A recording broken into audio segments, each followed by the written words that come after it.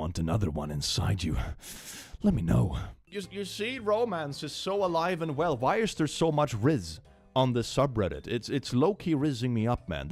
I feel rizzed. I haven't felt this rizzed in a while. The worst person you know learned therapy words. Hey man, I'm really glad you're finally seeing a therapist. I hope they're disciplining you for all the things I personally think are wrong with you. When you disagree with someone's stupid idea in a work meeting and they say that you're gaslighting them, that's my favorite vibe.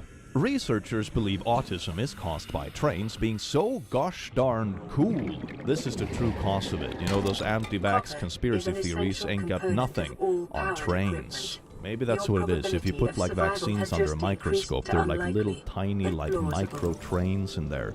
That's what causes the TISM. Wikipedia page for special interest autism. Absolutely perfect. Autistic art depicting a special interest in cat. Talk about cat and brain. Everything is a cat. Have you heard about cat? Well, laddies, lasses, and lassos, I do hope you found this video as educational as I did. And I do hope you enjoyed it, and make sure to enjoy the rest of your day because you do deserve it. And I will see you again in the very near future. Take care. Mwah.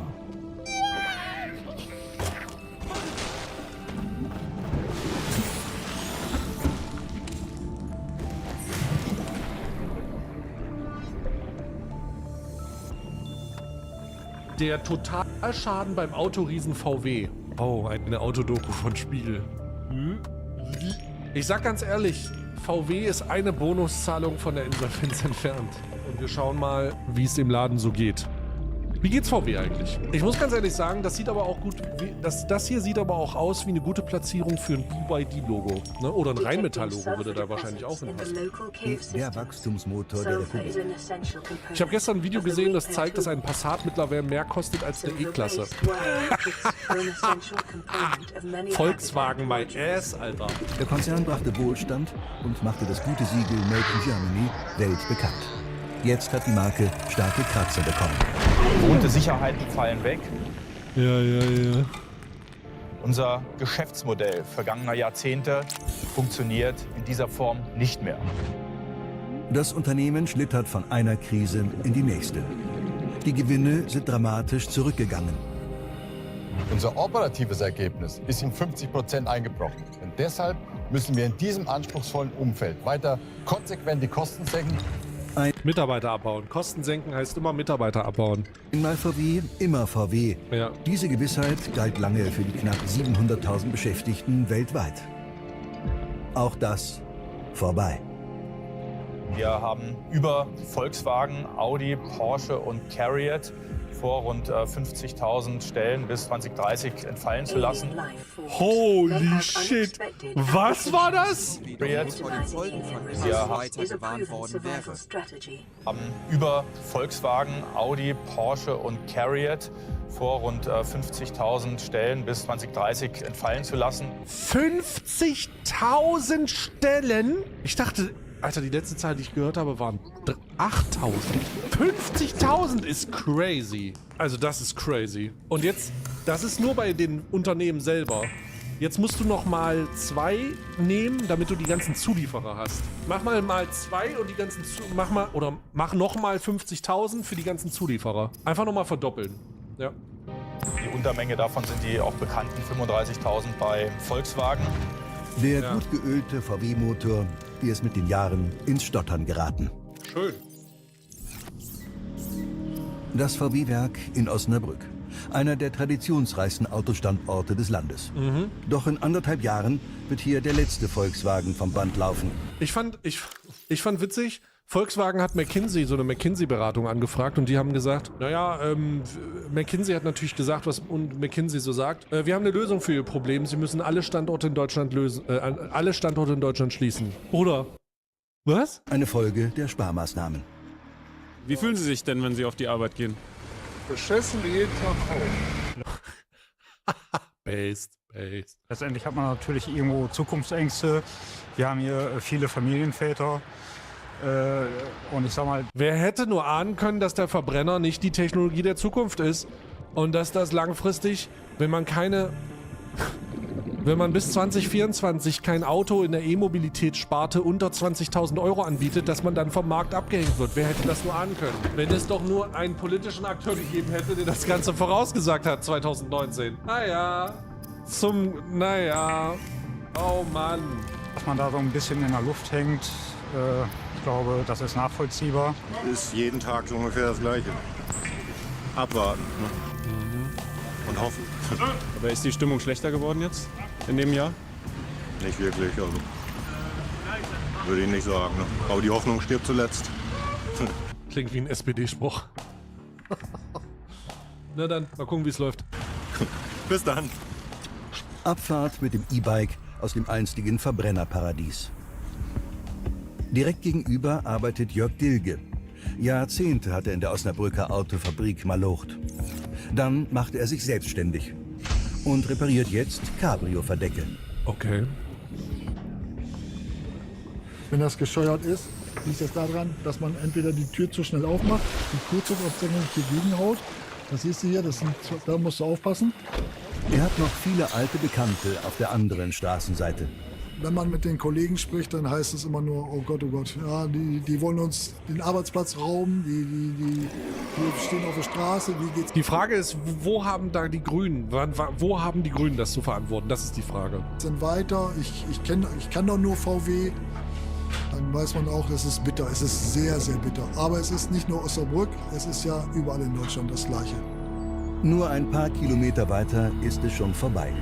Bei Manfred Saathoff, einem der vielen Zulieferer der Branche. Er hat Spezialmaschinen für die Montage gebaut. 40.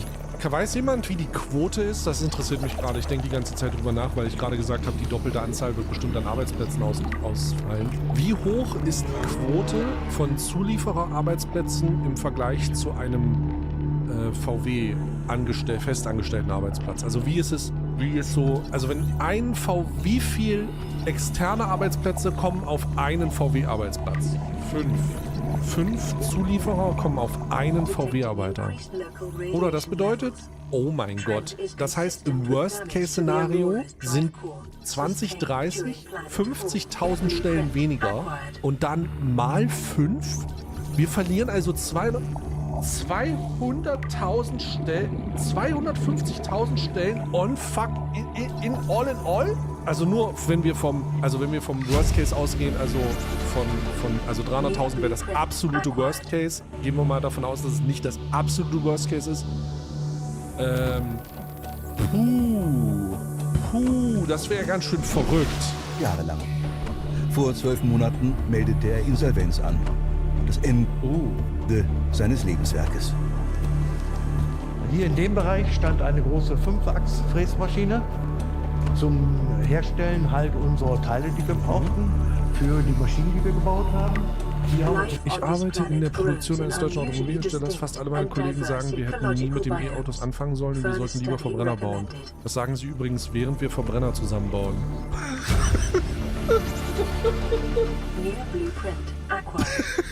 Entschuldigung. Das E-Auto-Ding ist gar nicht das Problem. Es ist der Preis des E-Autos, der das Problem ist. Es ist der Preis. Es ist der Preis. Der Grund, warum warum E-Autos nicht unter die Leute kommen, ist, weil E-Autos halt immer erst bei 60.000 Euro anfangen. Und für niemanden als Normalsterblichen interessant, für 60.000 Euro oder aufwärts ein E-Auto zu holen. Und ich weiß, die werden jetzt langsam günstiger und vielleicht kommt irgendwann der VW Polo, der günstiger ist. Und dann kommt, also das ist halt Wahnsinn, ja. Das ist halt einfach Wahnsinn. Aber das ist ja crazy. Das ist ja crazy. Also, wenn es bei E-Autos keine Möglichkeit gibt, also der Verbrenner wird übrigens, ich meine, guck mal, du willst den Verbrenner verkaufen und bauen, während an der Zapfsäule 2,30 Euro der Diesel kostet. Ja, okay, macht mal Sinn. Also die Schlussfolgerung ist vollkommen wahnsinnig. Ne? Schlussfolgerung ist vollkommen wahnsinnig. Es ist vollkommen wahnsinnig. Was? Hä? Ein Kollege hat mir letztens gezeigt, dass er einen Golf, einen VW Golf, voll ausgestattet hat und der war irgendwie bei 50.000 Euro. Und ich habe gesagt, Bruder, was ist das? Ein Golf? Ja, der hat irgendwie einen Golf einfach mal so zusammengestellt und hat er dann bei 50.000 Euro. Ein Golf. Den VW Golf. Und ich dachte mir, wie kann das sein? Wie kann das sein? Wie kannst du einen Golf für 50.000 Euro zusammenbauen? Und er hat gesagt, das ist nicht der teuerste Golf. Die gehen sogar noch auf 70.000 hoch, wenn du diese ganzen R-Sportmodelle hast. Und ich denke, okay, what the fuck? First-Time-Chatter hier. Für mich sind die Ladesäulen das größte Problem. Auf dem Dorf, im Mietshaus keine Chance. Hey, du hast auch keine Tankstelle in deinem Mietshaus. Verstehe ich nicht. Das habe ich nicht verstanden. Du fährst halt zu einer Ladestation. Du fährst ja auch zu einer Tankstelle. Du hast ja auch keine Zapfhahn an deiner Bude. Also, mach's wie Julian Bam. Lade einfach illegal bei Rezo. Also, an der Mietwohnung brauchst du das nicht. Wozu auch? Hä? Das ist doch auch ein Argument gegen jegliche Form von Mobilität. Du könntest doch sagen, ich brauche mir keinen Verbrenner holen, ich habe ja zu Hause auch keinen Zapfhahn. Ja, okay, dann hol dir kein Auto. Das ist ja dann so ein Autoargument. Du fährst doch auch zu einer Tankstelle. Viele glauben noch, dass Laden Stunden dauert. Nee, das ist natürlich nicht wahr. Das ist natürlich nicht wahr. Zum Beispiel noch sozusagen Kugellager, die... Also, das sind 20, also wenn du den normalen zwischen 10 und 80% Rahmenbedingungen bist, dann bist du zwischen 10 und 20 Minuten bei neueren Fahrzeugen. Und das ist doch okay. Das ist doch vollkommen okay. Wir bei unseren Produkten, die wir gefertigt haben, eingesetzt haben. Und klar, unsere Produkte, die wir hergestellt haben, die sind natürlich, ich sag mal, bei Volkswagen auch noch gut im Einsatz. Die sind bei Er hat schon einen Punkt mit der Ehebezahlung. Die Autos müsste man alle 1,5 Tage laden. Also, es tut mir leid. Was? Wie kommst du denn? Das ist doch Schwachsinn, natürlich. Das stimmt doch gar nicht. Obviously stimmt das nicht. Das hängt doch... du kannst das ja gar nicht generalisieren, weil das ja immer davon abhängt, wie viel du fährst. Du musst doch auch... Du musst doch auch 1,5 Mal tanken, wenn du viel fährst. Also die Leute... Pass auf. Das Ding ist, die Leute können alle ihren Verbrenner weiterfahren. Die können auch alle für 2,30 Euro tanken. Ich glaube, es gibt kein Exemplarbeispiel dafür, dass die E-Mobilität unausweichlich ist für das, was gerade im Iran stattfindet. Wir werden das ganze Jahr 2026, darüber sprechen Experten zum jetzigen Zeitpunkt, wird es wahrscheinlich so sein, dass der Preis für Diesel nie wieder, dieses ganze Jahr potenziell nie wieder unter 2 Euro fällt. Einfach weil die Straße von Hormuz und die ganze Infrastruktur, die da angegriffen wurde, so kaputt ist. Und das ist so eine Katastrophe. Und wir reden jetzt davon, dass der Komfort, dass jetzt jeder an seiner Mietwohnung zu Hause eine Ladebox will, weil sonst kann man kein E-Auto haben. Ey, zu 99% sind das, also zu 100% das Leute, die noch gar keine, und ich verstehe das natürlich, weil es ist neu und so, die haben natürlich noch keine Erfahrung mit E-Autos. Und vielleicht ist es auch etwas, das unerschwinglich erscheint. Aber die Vorstellungen davon, die Rechtfertigung dazu, sind super merkwürdig. So, und das, also, ne? Ich fahre selbst E-Auto, aber halt eins mit 450 Kilometer Reichweite. Okay. Zur Arbeit fahren plus Fahrten bist du auch bei 2 Tagen laden. Hä? Ich verstehe den Take gar nicht. Aber das ist, das ist doch gut. Du müsstest doch auch tanken. Ich verstehe gerade nicht, was du willst. Das ist doch kein Argument dagegen. Du fährst halt einfach viel Auto. Ja? Okay. Die Reichweite im Winter ist halt erschreckend. Das ist ja nicht mehr so. Also zumindest nicht mehr bei den neuen. Bei den alten safe. So bei den ersten Generations E-Autos kommst du sicherlich mal nur 300 Kilometer weit oder so. Weiß ich jetzt nicht. Ganz ehrlich, das Ding ist, über kurz oder lang, es gibt keine Option, ne? Also alle Leute, die gerne Verbrennungsmotor fahren, können weiter Verbrennungsmotor fahren, wenn ihr euch das leisten könnt. Es gibt keinen Kontrapunkt, gar nicht. Ey, go ahead. Ich bin da ganz ehrlich, guckt euch an, was in der Welt passiert, guckt euch an, wie sich das auswirkt und entscheidet selbst. Und wenn das für euch die Lösung ist, weil das so komfortabel ist und so toll, ey, dann Daumen hoch. Daumen hoch. Ey, let's go. Ich und Leute kann nicht. Aus dem Leib, warum das nicht funktionieren soll.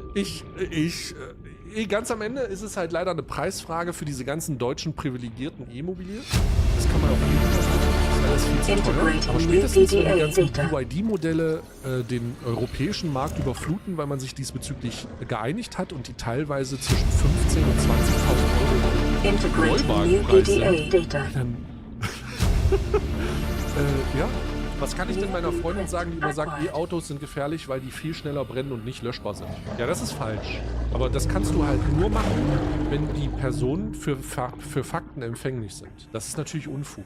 Wir haben ja jetzt schon, das ist natürlich, also es ist der einfachste Zusammenhang, wäre jetzt zu sagen, okay, wenn das so wäre und wenn wir in 2026 so viel mehr E-Autos auf den Straßen haben, warum wird nicht, wenn das so viel wahrscheinlicher brennt, warum sieht man nicht ständig überall brennende E-Autos? Und wie viel mehr brennt denn ein Fahrzeug als ein Fahrzeug, das mit hochentzündlichen Kraftstoffen betankt wird?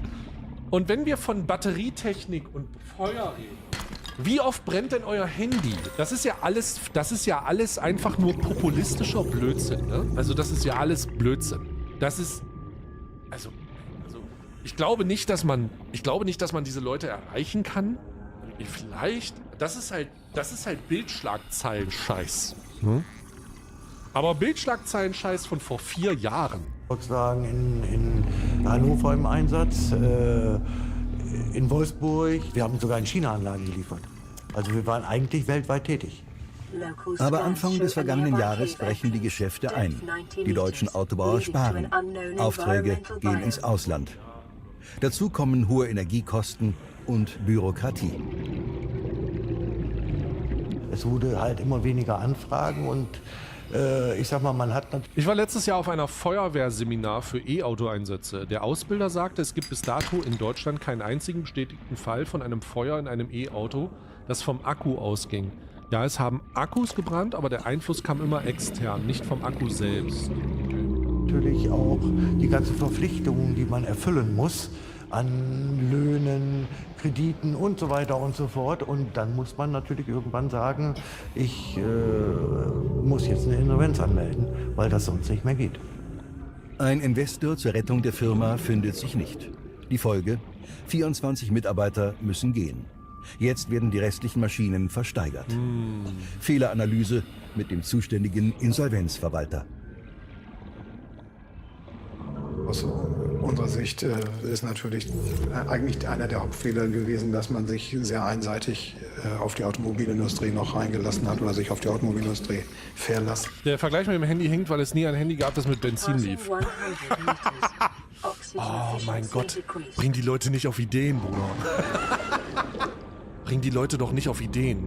Oh, warum kann ich mein Handy eigentlich nicht mit Diesel tanken? Da hätte man sich sicherlich mit den Produkten, die man hat, etwas breiter aufstellen können, um nicht so ganz in diesen Krisenstrudel der Automobilindustrie zu geraten, wie es jetzt... Oh, das wäre geil, so schöne Verschleißteile in meinem Mobiltelefon, die einfach wirklich, das wäre toll. Der Fall war, Herr Sator. Für den Autoexperten Stefan Bratzel hat die Krise... Du hast am Tag einfach so eine kleine, weißt du, du hast so eine kleine, so eine Flasche drin, wo du normalerweise, wo du darauf angesprochen wirst, so von wegen, Herr, fühlst du damit dein Feuerzeug auf, dein Zippo? Nee, damit tanke ich mein Handy. Mehrere Ursachen. Starker Wettbewerb in China, Zölle in den USA, aber manches ist auch hausgemacht. Das Strukturproblem am... Hausgemacht. Die Deutschen arbeiten zu wenig, sie verdienen zu viel Geld und sie sind zu oft krank. Action. Standort Deutschland liegt in einer Kombination von einer hohen Löhnen, niedriger Jahresarbeitszeit, Bürokratie und Energiekosten, hohe Krankheitskosten, die Deutschland im Standortwettbewerb. Wir haben ein Bingo. Immer dasselbe. Immer dasselbe. Die Deutschen arbeiten zu wenig, die Deutschen sind zu oft krank, die Deutschen verdienen zu viel, die Deutschen sind zu faul. Ja.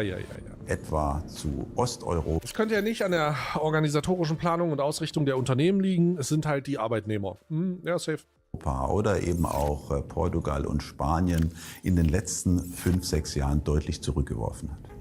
Mlada Boleslav, Tschechien, 50 Kilometer von Prag entfernt. Hier baut Skoda Autos. Die Marke gehört zum VW-Konzern. Ja. Also übrigens, der Grund, warum man das so gut predikten kann, ist, weil das immer gesagt wird, ne? Weil das immer gesagt wird. Immer. Warum ist denn das gerade mit Deutschland so? Die Leute sind zu viel krank, die arbeiten zu wenig und sie sind zu faul. Und sie verdienen zu viel. Der Vorstandsvorsitzende Klaus Zellmer hat richtig gute Laune. Verkaufszahlen, Umsätze, Gewinne, alles rekordverdächtig.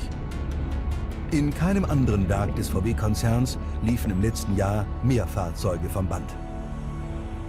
So, wir haben hier unsere Produktionsanlagen, wo wir 3 unterschiedliche Hüte produzieren. Den Octavia als Verbrennerfahrzeug, den Elroq als rein elektrisches Fahrzeug und den Enyaq. Während VW seine Fabriken teilweise auf die reine Produktion von E-Autos umstellte, ging Škoda einen anderen Weg und ist damit erfolgreich. Das heißt, auf einer Produktionslinie haben wir verschiedene Antriebstypen. Und mit dieser Art der Einrüstung unserer Produktionskapazitäten können wir so bauen, wie es der Markt braucht, und laufen nicht in diesen Zyklen, die im Moment natürlich vor allem bei den bei der Transformation in Richtung batterieelektrischer Fahrzeuge, die sich ja stark verlangsamt hat in Europa, können wir produktionstechnisch gegensteuern. Weil die Firma so brummt, erwartet CEO Zellmer heute hohen Besuch. It's coming. Warum braucht der Markt Benziner? Na, du hast es doch schon gehört. Jemand hat gesagt, ich würde mir keinen Stromer holen, weil ich zu Hause nicht tanken kann. Naja, und der andere hat gesagt, naja, aber im Winter fährt man ja schon nicht so weit. Naja, und dann hat wieder wer gesagt, ich muss mindestens alle 1,5 Tage laden. Und ich finde, das sind gute Argumente. Ich finde, das sind gute Argumente, warum Leute sich kein E-Auto holen. Und das Ding ist, das ist eigentlich mal jetzt, diese Argumente jetzt mal dahingestellt. Der Grund, warum die Leute sich kein E-Auto holen, ist, weil E-Autos scheiße teuer sind. Die E-Autos sind scheiße teuer. So, das hat er nicht, er hat nur gesagt, dass die Ladeinfrastruktur scheiße ist und das ist der Fakt. Ich weiß nicht, worauf du dich beziehst. Alle 3 Dinge haben nicht, die ich gerade genannt habe, haben nichts mit Infrastruktur per se zu tun und haben keinen Kommentar zur Ladeinfrastruktur beinhaltet. Nichts davon. Tatsächlich. Es ging um Reichweite, um Komfort und um Frequenz. Meine Mutter sagt, dass man alle paar Jahre die Batterie wechseln muss. Ja, wie in dem iPhone halt. Ne? Da erwischt man sich auch ständig dabei. Entschuldigung, falscher Vergleich. Gibt es keine Verbrennungsvariante. Ich liebe das. Ja, super. Toll. Der mit der Sirene ist kein geringerer als Staatspräsident Petr Pavel. Wichtiger Moment für Sie? Da muss ich auch sagen, hat Springer und die Bild auch ganze Leistung, also wirklich ganz Glanzleistung. Glanzleistung. Ganz ehrlich. Selbst mit dem Reichweitenargument denke ich immer, wann bist du denn das letzte Mal mit einem Tankvolumen ausgereizt und bist 1000 Kilometer gefahren? Ich weiß nicht, ob man... der Grund, warum ich nicht ernsthaft auf solche Argumente eingehe, ist, weil du nicht ernsthaft mit sowas in Diskussion treten kannst. Das sind halt Desinformationen. Ja? Du kannst den Leuten ja sagen, müsstest den Leuten die ganze Zeit sagen, du bist falsch. Und das hilft ja nicht. Wie sieht's denn aus? Ne?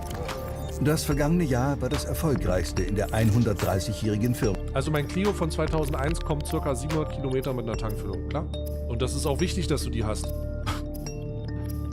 Ja. Und Geschichte. 2,5 Milliarden Euro Gewinn, hohe Profitabilität. Škoda ist inzwischen der größte Privat... Clio ist einfach auch so ein Langstreckenauto.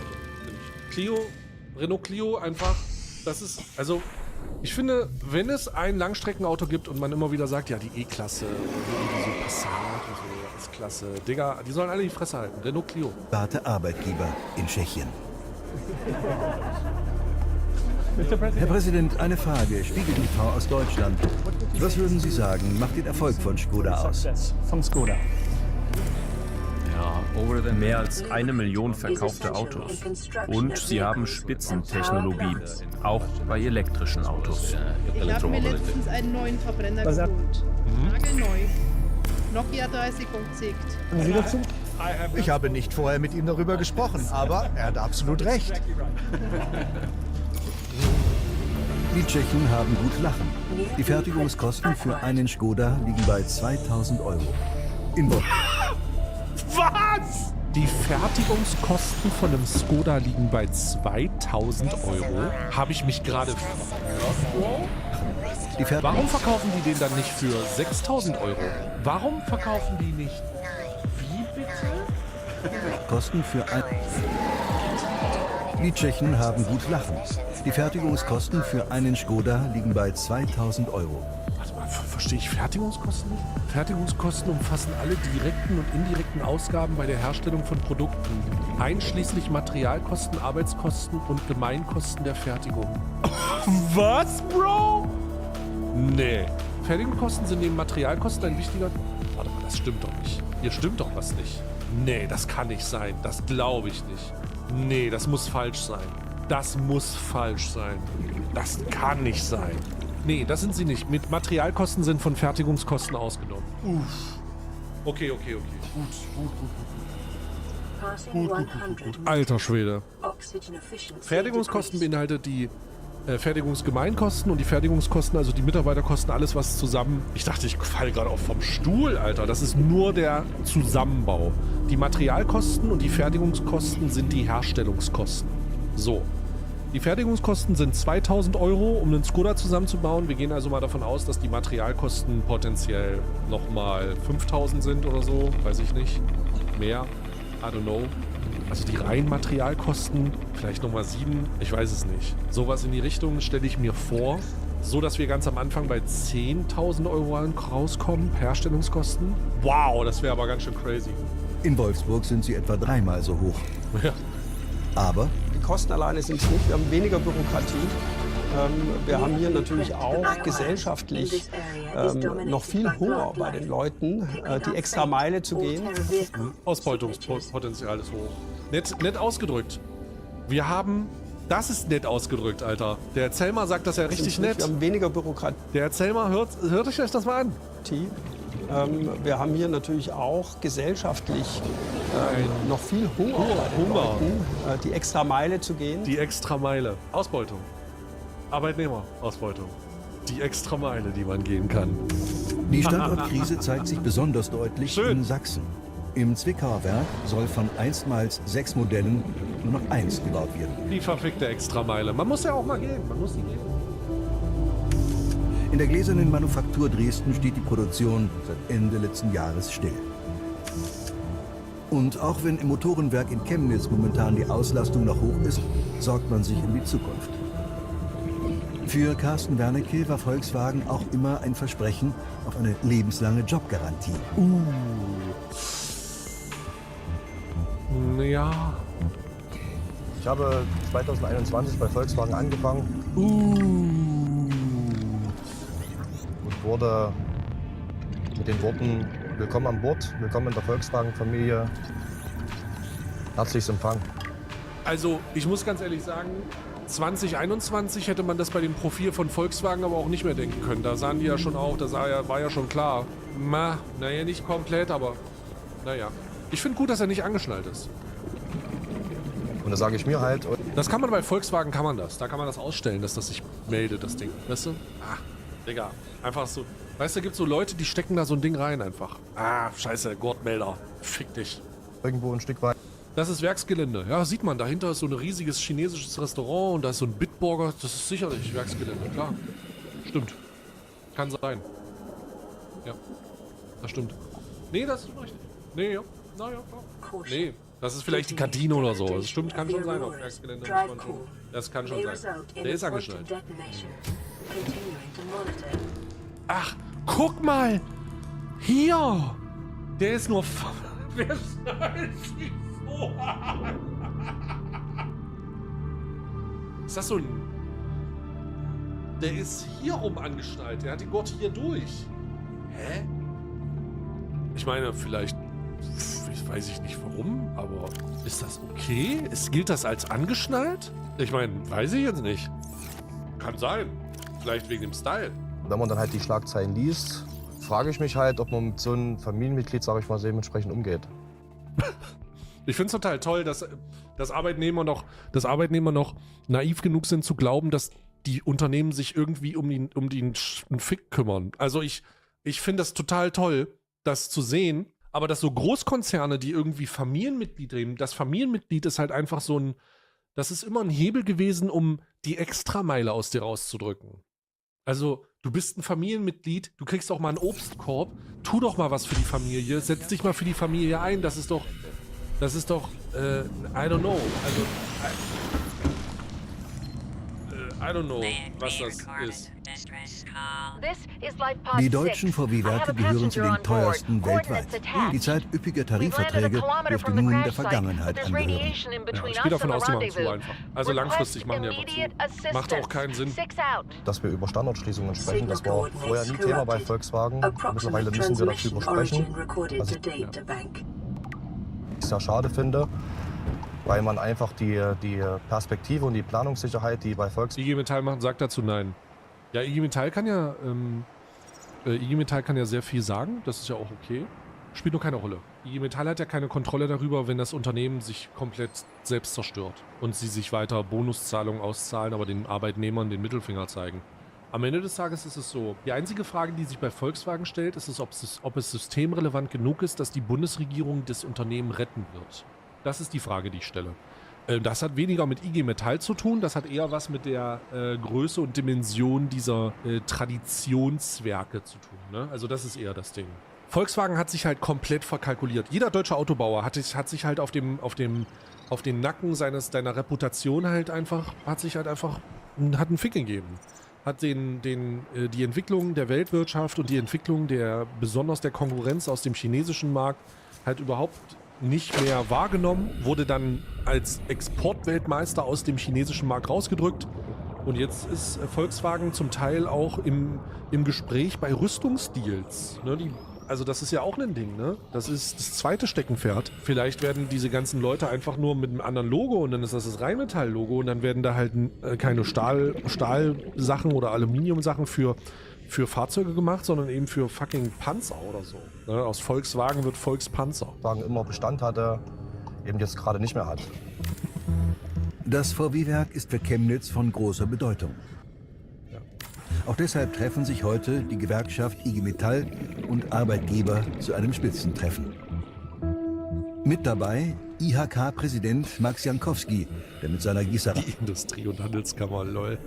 selbst zu den VW-Zulieferern in der Region gehört. Wir wissen, wir sind einfach ein teurer Standort, ja, bedingt auch durch verschiedene Einflüsse. Aber wir wissen, dass wir da anders agieren müssen, dass wir auf Qualität, Innovation setzen müssen, dass wir rechtfertigen können, warum wir teuer sind. Der Grundsatz galt ja mal. Du darfst nur so viel teurer sein, wie viel du besser bist. Momentan sind wir im Thema Auto nicht besser. Keine guten Nachrichten. Die Stimmung irgendwo zwischen ernst und katastrophal. Zur Unterstützung ist heute auch Ministerpräsident Michael Kretschmer gekommen. Toll. Unterstützung von Kretschmer. Na dann? Ein Stichwort: Verbesserung der Rahmenbedingungen. Volkswagen leidet wie jedes andere deutsche Unternehmen an dem Standort Deutschland und an den Standortbedingungen. Und es wäre gut, wenn wir diese Bedingungen verbessern würden. Dann hätten wir auch nicht jedes Jahr oder jeden Monat 10.000 Industriearbeitsplätze, die verloren gehen. Viel Zeit bleibt dafür nicht.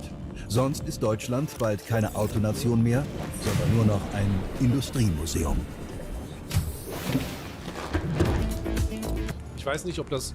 Also das, was ich interessant finde, ist jetzt beispielsweise der neue VW Polo E, der sich wohl preislich irgendwie auch bei 20.000, 23.000 ansiedeln soll. Das finde ich ganz interessant. Das geht in die richtige Richtung. Der VW Polo E ist auf jeden Fall in die richtige Richtung. Grundsätzlich muss ich das ist das Ding, grundsätzlich muss ich aber an der Mentalität zu E-Autos einfach was ändern. Das ist auch so ein das ist aber einfach so ein deutsches Ding so. Die Leute glauben, dass der Verbrenner irgendwas ändert. Und diesen Glauben kann man ihnen halt nicht, wenn man ihnen das nicht nehmen kann, dann können sie das glauben, dann können sie das auch fordern, aber es wird nichts ändern. Der internationale Weg ist die E-Mobilität. Das kann man leugnen, das kann man doof finden, da kann man sagen, hey, okay, es wird am Ende des Tages darauf hinauslaufen. Es wird aber immer für die Privilegierten und die vermögenden Verbrennungsmotoren geben, die man sich dann leisten kann, weil der Sprit irgendwas um die 6 € der Liter kostet. Und das ist was wir so machen. Und es wird niemandem verboten, einen Verbrennungsmotor zu fahren. Hier geht es einfach nur um eine ganz klare Kosten-Nutzen-Rechnung. Langfristig ist der Verbrenner eher nicht so zukunftsorientiert. Du kannst jetzt noch Verbrenner fahren, du kannst auch in den nächsten 10 Jahren noch Verbrenner fahren. Das interessiert niemanden. Es geht um eine zukunftsorientierte Ausrichtung und das hat bei deutschen Automobilherstellern einfach nicht funktioniert und ist viel zu spät gekommen. Und Chinesen zum Beispiel sind da einfach auf einem anderen Punkt Da hat sogar Elon Musk mit Tesla allen Leuten schon eins vorgemacht. Langfristig wird sich halt irgendwann entscheiden, wenn die Leute sehen, was aus dem chinesischen Markt rüber schwappt und zu welchen Preisen auch. Fucking gottlosen Preisen. Und was in Deutschland passiert. In Deutschland aktuell übrigens interessant der neue iX3 neue Klasse von BMW. Zwischen 60.000 Euro und 90.000 Euro. Oder der GLC zwischen 60.000 Euro E-Stromer zwischen 65.000, 60.000 Euro und 100.000 Euro. Ihr merkt das Problem, ne? Es ist halt der Preis. Ich meine, natürlich erwartet man jetzt von einem BMW und von einem Mercedes nicht, dass der günstig ist. Ganz, ganz klar nicht. Aber es gibt halt auch keine Alternative, weil auch VW denkt, es ist ein Premium-Hersteller. Dann konkurrieren auf einmal alle um die Reichen. Dann konkurrieren da alle drum. Wir haben letzte Woche eine Link-Probe gefahren und nächste Woche ein BID. Ausstattung ist top und rund 20% günstiger als Deutsche im Vergleich. Diese Drecksimporte aus China müssen gedämpft werden. Ich habe ein Heads-up für dich. Die Europäische Union hat sich mit China auf Autoimporte geeinigt. Es wird jetzt noch mehr Autoimporte geben. Die Europäische Union hat das tatsächlich erst den Weg frei gemacht. Da wird überhaupt nichts eingedämpft. Und sobald BYD in Ungarn das Werk abgeschlossen hat und die anfangen da zu produzieren, dann kannst du eigentlich zumachen. Also dann produzieren die an den Modalitäten vorbei, dann produzieren die an den Modalitäten vorbei und dann kommt das aus Ungarn und dann wird Dampf gemacht. Ne? Schmutz, wer China-Autos kauft. Hä? Wieso? Also, warum? Ich verstehe immer nicht, warum so populistisch auf Personalkosten gegangen wird. Die sind historisch im Tiefstand mit Umsatz gemessen. Auch bei IG Metallbetrieben. Entscheidend ist, dass man hohe Fixkosten für Plattform und Technik an andere Unternehmen zahlt, weil man nichts Eigenes entwickelt hat und mit den Stückzahlen nicht hochkommt. Personalkosten machen bei den... Ich glaube, das Interessanteste ist einfach immer mal die Frage zu stellen, hallo, wie viel Anteile der Personalkosten sind bei den Herstellungskosten hier zugerechnet? Also, wenn wir die Herstellungskosten haben, wie viele Teile davon sind denn Personalkosten? Das ist immer interessant. Das ist, glaube ich, eine viel bessere Vorstellung, um zu sagen, hey, so und so sieht's aus. Ne? Und dann wird man wahrscheinlich relativ schnell feststellen, dass diese Anzahl gar nicht so hoch ist. Bei vielen Bereichen. 2.000 Euro plus Ruder? Naja, das waren die Fertigungskosten. Ja, aber das sind ja auch Maschinenkosten und so. Also mir geht es spezifisch um die Personalkosten. Also man kann jetzt vielleicht die Hälfte, vielleicht 1.000 Euro, vielleicht 500 Euro, ich weiß es nicht. Sind die Personalkosten in den Fertigungskosten drin? Ja. Wissen wir mittlerweile, warum China-Autos Schmutz sind? Nee, der Typ hat leider nicht mehr geantwortet. Ich gehe davon aus, es gibt da nur eine persönliche Ablehnung oder so. Ein bisschen auch Nationalstolz. Doch, hat er? Oh, ich habe das nicht gesehen. Ich habe da keine Antwort gesehen. Sie sind Schmutz, weil China ein Gräuelstaat ist. Hä? Oh, okay, kannst du das mal erklären? Ein Gräuelstaat? Nee, aber du hast das doch gar nicht geschrieben, das hat doch jemand anders geschrieben. Nee, das verstehe ich nicht. Nee, ich habe nur einen, der das hier geschrieben hat und das verstehe ich nicht. Ein Gräuelstaat verstehe ich nicht. Also ich glaube, in China gehen Dinge durchaus richtig schief, aber nicht mehr als in den Vereinigten Staaten zum Beispiel. Das ist gleich scheiße und ich habe da jetzt vielleicht sogar Amerika gerade ein bisschen schlechter. Nach Kramers Einschätzung bergen Elektroautos grundsätzlich ein Spionagerisiko. Das hat nichts mit Elektroautos zu tun. Jedes Auto birgt ein Spionagerisiko, weil auch Verbrennungsmotorfahrzeuge unsäglich mit Kameras und Navi-System und Entertainment-System ausgestattet werden. Das hat nichts mit, oder vorrangig eher nichts mit E-Mobilität zu tun. Das ist eine Industrieentwicklung. Komplett. Das ist der gesamte Branchenverband, unabhängig vom Antriebsstrang. Ansonsten solltest du mir vielleicht mal die Erklärung geben, warum der größte VW-Skandal im Datenschutzbereich, der durch den Chaos Computer Club aufgedeckt wurde, wenig bis gar nichts mit E-Mobilität zu tun hat, sondern einfach mit dem System, das die in ihren Fahrzeugen verbauen. Inklusive der Tracking-Möglichkeiten. Das hat jetzt nicht wirklich was mit, gar nichts mit E-Mobilität zu tun. Das ist eher so ein Software-Ding, das halt überall verbaut wird, also auch in Verbrennungsmotoren. Leider da sehe ich keinen spezifischen Zusammenhang. Sollte es nicht in unserem Interesse sein, nicht noch mehr Daten von uns zur Verfügung stellen, über deren Fahrzeuge bereitgestellt werden? Jetzt ist die Frage, wenn Kunden, also wir leben im Kapitalismus, I know, wenn Kunden bereit sind, ein Premium zu bezahlen dafür, dass ihre Daten nicht nach China abgefarmt werden, dann würde ich dir zustimmen, aber allem Anschein nach ist das nicht so. Ansonsten wären wir ja nicht an dem Punkt, an dem wir jetzt sind. Also wir sind ja nicht, ne? Sie missachten Menschenrechte, das Heftigste. Außerdem besteht die Gefahr, dass sie mit ihren billigen Produktionen unserer Autoindustrie schaden. Rudi, ich weiß nicht, ob du... Also es gibt echt ganz schön beschissene Sachen in China. Vollkommen richtig. Das systemische Problem vom Kapitalismus ist dir vielleicht aber auch bekannt. Und es geht beim Kapitalismus darum, dass alles so günstig wie möglich produziert wird. Das passiert nicht nur in China, das passiert besonders auch in Mexiko. Und das machen Autohersteller schon. BMW produziert, glaube ich, seit 2013 in Mexiko. Und das machen sie in Mexiko, weil sie in Mexiko einen unfassbaren niedrigen Personalkostenschlüssel haben. In China produzierst du nicht mehr, weil du günstige Personalkosten hast. Zumindest nicht im aktuellen Rahmen. Das Tim Cook oder wie Tim Apple hat dazu mal einen fantastischen Vortrag gemacht. Der hat gesagt, es ist ein totales Missverständnis, dass man in China produziert, weil das so günstig ist. Die Leute produzieren in China gerade technologisch, weil sie so viel Kompetenz haben, weil sie das halt über Jahre gelernt haben, weil jeder und seine Mutter, und das auch immer noch zum Teil tut, nach China outsourced. Das ist halt eine Schlussfolgerung aus dem, was die letzten Jahre passiert ist. Und bei den Daten, keine Ahnung. Also ich bin bei dem Datentake, muss ich sagen, ich wäre froh, wenn wir so eine europäische Datenlösung hätten, bei der man sich darauf verlassen kann. Aber irgendwie hat man immer die Wahl zwischen amerikanischen zwischen amerikanischem Abführen von Daten und chinesischem Abführen von Daten. Und in beiden Fällen hat die Regierung vollkommenen Zugriff auf beide Datensätze.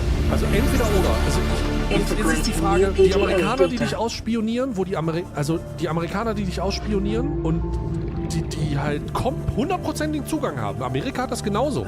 Amerika kann zu jedem Konzern gehen und sagen, I want this shit. Und das tun sie auch. Oder chinesische Datensätze. Ich wäre froh, wenn es beides nicht gäbe. Aber was ich möchte und was die Realität ist, sind ja zwei unterschiedliche Sachen. Und wenn es darum geht, jetzt muss ich ganz ehrlich sagen, ne, wenn es darum geht, wenn es um eine subjektive Einschätzung von mir geht, muss ich sagen, ich habe mehr Sorge vor amerikanischem Nutzen von Datensätzen als vor chinesischen. Und das liegt an den aktuellen Ereignissen in der Welt. China macht auf mich keinen instabilen Eindruck. Amerika macht auf mich den totalen instabilen Eindruck. In China laufen viele Sachen richtig schlecht. Holy shit, wir sollten China auf jeden Fall für die Scheiße kritisieren, die da richtig schlecht läuft.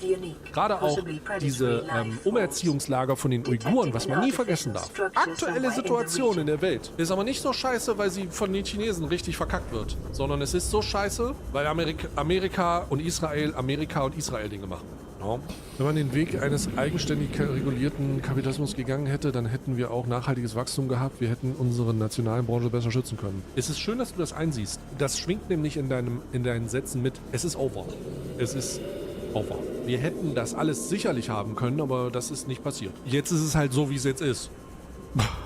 Es ist halt jetzt nicht mehr so gut. Der Drops ist gelutscht, möchte man fast sagen. Ja? Aber irgendwie hat man sich das ja auch irgendwie selbst eingebrockt. Ich meine, die Leute haben die ganze Zeit CDU gewählt. Sie haben einmal was anderes gewählt, dann haben sie so populistisch auf die Fresse bekommen. Und einer der Vizekanzler, der dabei war, der hatte ziemlich vielen Punkten recht. Und jetzt kriegen sie halt wieder auf die Fresse mit CDU. Ey, solange die Leute CDU wählen und meinen, es ist mit den Faschos besser, meine Güte, ne? Woran hatte die liegen, ne? Woran hatte die liegen? Ja, woran die liegen? Wir wissen nicht, woran die liegen hat. Es war auf jeden Fall kein nachhaltiges Wachstum da. Nothing much. Joey Ray and I are trying to figure out what the hell this thing is. And sit on things, spin. Oh, bro, can you imagine a splinter? Oh! No, thank you. Yeah, do that. Yo, what is up, honkers? Sorry for all the model changes recently. Let's just say that the last one had some, baggage tied to it that I didn't really want to get into. If you know, you know. Anyways, today me and Azu are reacting to more No Panic Button. And I hope you enjoy the cursed nature of these videos, because I'm not getting tired of it anytime soon. Oh, by the way, I wanted to introduce you all to our new TTS bot, or Punchable Face, Nugget! Hello humans, please help me. He keeps me locked in his big... Isn't he just silly? He's saying some crazy things. Anyways, today's secret word is but. Yep, but.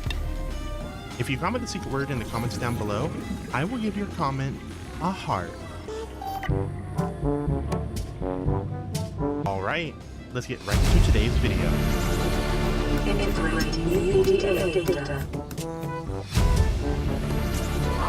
John? Blueprint acquired. Where did you... Never mind, I got questions about this custom order. The Damascus spear, meteorite iron core, gold filigree, snakewood handle. Okay. Yeah, all physical stuff is just fine, but the coursework on this thing... Integrating new Yes, PDA a witch for data. old money. She's set to inherit the vast majority of the estate when her father, who's on his deathbed, passes. However, her brother is treating a lot of the items around the manse with light-fingered contempt, purloining and selling ahead of time. That's why this is so... Oh, that's... So all of the bad juju set to Weird. trigger... It's quite the list. There's dandlers, fibrosis, portcullis, Yeah, all of these things are stuff you're normally born with or manifest in early childhood. You can't just hit adult with this stuff. That's why it's divine, I guess. We wouldn't really suffer for all that long. Their whole family, however, believes very heavily in reincarnation, so she's hoping to delay That's fucked. Integrating new PDA data. Holy crap. John? I'm looking at this order for the computer map. It's just a bill of Integrating new PDA data. Oh, the person who commissioned that actually wants it to be a meditative and religious experience, so they wanted everything to be handmade, including the nails, but the nails have a special touch. Read the bottom. Okay. They want each nail head to be forged into the shape of various mammalian male genitalia. And this is supposed to be a meditative and religious experience. I don't know about that. The person believes that laying on a mat made of hand-forged phalluses is going to put them in the They're presence getting of their nailed. maker. Little mat made of hand-forged phalluses. Say that 10 times fast, but if you were their creator, wouldn't you want to meet them? No. No, I Why wouldn't. do they want a giant one up at the top? A big one of what? It used to be 3 inches longer than the nails. They were hoping to use it as a headrest. I see. Made for them to lay face down. Reminds me of a song. Put it in your mouth. Fucking like a snake. I'm just gonna go take a nap. No. All right, boss. So the mineral oil leaves Oh, kind of an God. early rainbow sheen on that ice, and this just sits on top of it in a big yellow blob. Now the baby oil is completely invisible and slicker than snot. Why did you need me to test this and tell you? Oh, it's for my sister in Jersey. Remember that problem she was having this past summer with the guy that kept parking on her lawn? I had her plant saffron so she could find him for destroying the garden. Well, now it's winter. He says he's not destroying anything. He keeps parking on her property again. But every time she calls a tow company to have him towed, he mysteriously finds out and moves the car before it happens. Okay. Got a scanner tuned to the tower's frequency, but what is this going to do for her? The car he's currently parking on her property now is a two-wheel drive, and to get in, he has to nose down. So when he's leaving, he's got to back out. I told her going ahead, let it get really snowy there, and then pour that oil right behind every tire. Almost every tow truck I've ever seen has a winch. Besides, we're not trying to get it stuck there permanently. We just want him to stay there long enough for the tow truck company to get there. A lot of work just to get someone towed. Yes, but this generates a record of him being there after being officially trespassed. Boss is so evil, bro. That's not evil, though. That man that they're fighting against is doing some evil stuff. Yes, but still, bro, like, oh my god. You're already doing one thing that's gonna get back at him. Why you gotta make it worse for him? Why? Because he doesn't Hey, stop. boss, you've got a couple ATF agents at the door. Really? I paid for that Tannerite in cash. They said it wouldn't trigger a flag. Yeah, all 200 pounds of it, but that's not why they're here. You bought your sons matching 4570s this hunting season. They want to make sure you're still in possession of them, and then you didn't sell them illegally. Not to be that guy, but do they have a warrant? No warrant. What they're doing is they have a new AI that scrubs the lists, and anything it finds mildly suspicious, it flags, and then they come out and just ask to make sure you still have the guns. Cool. Awesome. Don't you just love it? It's just the same as like with YouTube. Whenever fucking the AI on YouTube is like, you know those birds that were pooping on people? Oh, that's animal abuse. And I'm like, what? What the fuck? What? No warrant. I love AI. Win for robotic data trawler. Okay, hold on. Just... Alright, here you go. Show them this. Alrighty. Boss, this is obviously an AI video. Yeah. This video shows you pulling 2 4-foot-long 4570s with mounted scopes out of your ass. I don't see what the problem is. Trust in AI to scrub lists from over a year ago to bring them all the way out to my house. Oh my god. See why an AI video isn't enough evidence to send them packing. True. After seeing this, you're probably going to want to conduct a camera search. Fair reasoning. But also, I hope he actually sent that. gosh. Hey, boss, the hot sauce loop just... What? What's he doing? It has never been stretched like this before. Why? What are you doing and why are his eyes rolled back? I hate this pause screen. Why did I pause? You know, why do I question things whenever we watch this anymore at this point? Like we just know whenever it's Azu, why are you hard-eying? Why? Yes, I'm at the desk. How tight as you are up there, I could still feel it. Yes. What is going on? What the fuck is he? Playtime over there. Oh, that's it. I'm completely done with you. What is happening? Joff, you should have been involved in this. What? I'm really sorry. I bet he'd love to be. Well, I just finished outlining the January budget. Oh. Bookkeeping's done. I should have been a regular accountant instead of a spicy one. I see. Well, according to the expenses to income ratio, the only fiscally responsible thing for me to do was to die last Tuesday. Oh. You know, if you're that hard Well, on, damn. you still have that Honestly, open request from that paying one taxes guy now? that wants you to Valid. step on some donuts on video and then mail them to him. What's he paying? You know, people that make these requests pay through the nose, mid four figures. Glazed or filled? Yes, but the way most I like how he's just like, you know what? I'll do it. Fuck it. religions exist today is to be an opiate for the masses. While that might be what the powers that be have evolved them into, that was not their original intent purpose. Is this going to devolve into another shouting match? We're discussing what the church's intended purpose is versus its current function. The intended purpose of almost every church on earth is to make people aware of the salvation promised them by their Savior in exchange for their conditioned behavior on earth. My contention is most religions are run by old people seeking to collect money from young people to drive their own morals and values down the throats of the young. Minus the money part, this sounds like you're both saying the same thing. The argument here is the church wants to either control you for your own good so that you can go to heaven, or it wants to control you for their good. That is why it is so important that you choose the right church family, because we're not trying to grab the masses. We are trying to change the world one individual at a time. It's kind of like one of your pleasure toys. What? A Bible and a pleasure toy both sit on the same shelf, but they're not going to enrich you unless you use them internally. He's speaking his language now. Oh, that's a good one. Hey, boss, this flavored tampon prototype, sir. Hold on, let me send this. There we go. I'm ruining my son's wank session. What do you mean? While my kid is masturbating, let me just send my face going. Actually That's pretty Dad simple. of the Year. That's hilarious. My wife is complaining that they both disappear to the bathroom for upwards of an hour at a time, 3 times a day. Doesn't know what they're doing in there. She was actually about to make doctor's appointments to have the bowels checked. Oh, okay. I told her that wasn't necessary. Yeah, I told her I wanted to try something first. I told her text me 10 minutes after they go to the bathroom, and if they're not back within 5 minutes of me getting that text, then they might have a problem. Guess you have their text messages set up so that anything you send pops up over whatever they're looking at, huh? Yeah, Joey Ray helped me set that up. Oh, just got a text from the wife. He's already back in his seat. Looks a little angry, but he's ready to work. Let them get too pent up. They might go insane. Part of being an adult means learning to manage your impulses during business hours. Besides, neither one of them go to bed before 1 in the morning. Barring dehydration, I'm sure they're going to be fine.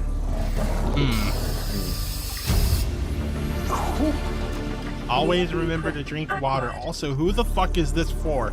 Me. I feel I'm in the presence of my Lord. Hey, boss, about those sandpaper butt plugs. It's you. Oh my The sandpaper butt We're plug. fine in here. You can't tell me what to do, even if you're all sparkly.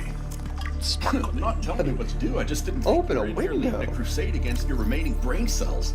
A crusade? As you command, Father. Oh no. James, whoa. Right, well, at least he's out in the fresh air. Come on, boss. We need to get you out of here. No can do. Did he grab the Yes. sandpaper thing? Yes, yes, he did. Yes, he did. Destructions don't make themselves. All right, boss. But aside from the immediate brain issues, you also get long-term cognitive dissonance, and then there's that whole aggressive cancer thing that causes. Yeah. Oh, cancer. I should be so lucky. You got about 3 seconds to explain why a cancer diagnosis would be lucky. Because it gives me a definitive timeline. If I find out I've only got 30 days to live, I know a bunch of assholes only got about 5. Hey, boss, I had a question about the upcoming schedule in February. Half of the month is blacked out. Why? Damn. Oh, that's because I got jury duty this February. I can't wait. Man, but you said jury why? duty, right? No one likes going to jury duty. That would be true for most people, but this case is kind of near and dear to my heart. They're going after a farmer for tax evasion. Oh boy. That's Farmer for tax evasion? Then when have you ever been happy to hand over money to the government? And then on top of that, when have you ever been happy with what they did with it? All right, fair point. What did the farmer do?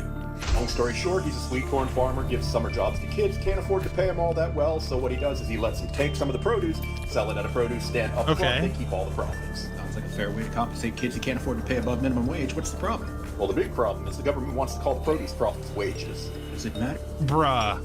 So they're gonna call it wages for him or the workers? What the fuck? What those profits are called. Because if it's wages, the government gets to double dip. All right, when I'm paying you, I have to pay $57 in order to give you $40 an hour. Why?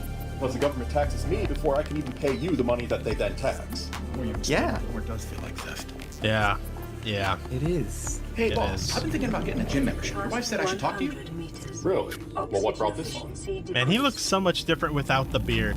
Like, I was just getting used with the beard, and now it's like, he looks so young. Well, gravity seems to be affecting me a little bit differently now that I'm in my mid-30s. I'm losing the battle of the bulge, and I don't really have a clear sight picture on the little man anymore, you know? Oh, believe me, I know. I can pull on a pair of tighty-whities, look straight down, and for all I can see, I'm still naked. What did you want to know? Well, that's just it. I don't even know what I don't know. Your wife said you being in the military might give you some unique insights on what I might not know intuitively. Well, the first thing you need to know is regarding showers. Look at them. If all of them only have one drain, shower in the one farthest away from the drain. Really? Wait, why? Yeah. For the same reason you don't Because then you're slip down standing the in sewage filth. plant. Plus, your feet are going to get Oh, drained. that makes You know, you're gonna be sense. standing in everyone else's drain, babies. Really now? That, and there's the off chance you might get mentally scarred from having to waffle stomp someone else's colon. Where's this gym then? How much is membership? No. No. Oh, yeah. I just need a shower and I'll be ready to go. That might be a problem. Missy and Shayla have been here hanging out with your wife all morning. Your wife said to shower up here to get ready, and they've been in there for like an hour. Oh, they must be enjoying the upgrades. What upgrades? First up, tankless water heater. Endless hot water. That's nice, but they're going to Nice. the ice place, so I doubt the warm water's what's keeping them in there. Oh, no. New shower Flow head. rate, I increased it from ½ inch to ¾ inch. Oh, the pressure is awesome. Sports, I've never had any complaints about the pressure. I upgraded the shower head too. The main one Yeah. is the size of a computer screen. It's got 2 detachable heads, massage setting. Oh my gosh, it would be the kicks out of any. Massage setting, yep. There it is. You got the high pressure womb room setting. Okay, let me go Womb grow room. them out of there. Yeah. Hey, boss, what's a womb room? Don't worry about Ray, that could mean a great many things, but in John's context, it's an apparatus that can shorten a woman's period by at least 3 days if used properly. I beg your pardon? How does it shorten? I have no idea. Shay not allowed back here today. I think a little time apart will do you both good. You've got too many inside I don't jokes wanna and know. you're driving me crazy. Two brothers, forbidden from one another. Stop it. A door divides his people, and a monster divides them apart. Monster? Built a path to be together. That is a port for the dust collection system, not a secret tunnel. Secret tunnel. Secret tunnel. Through the mountains. The mountain. That right there is wise band for the rest of the day. Lock that door and get back to work.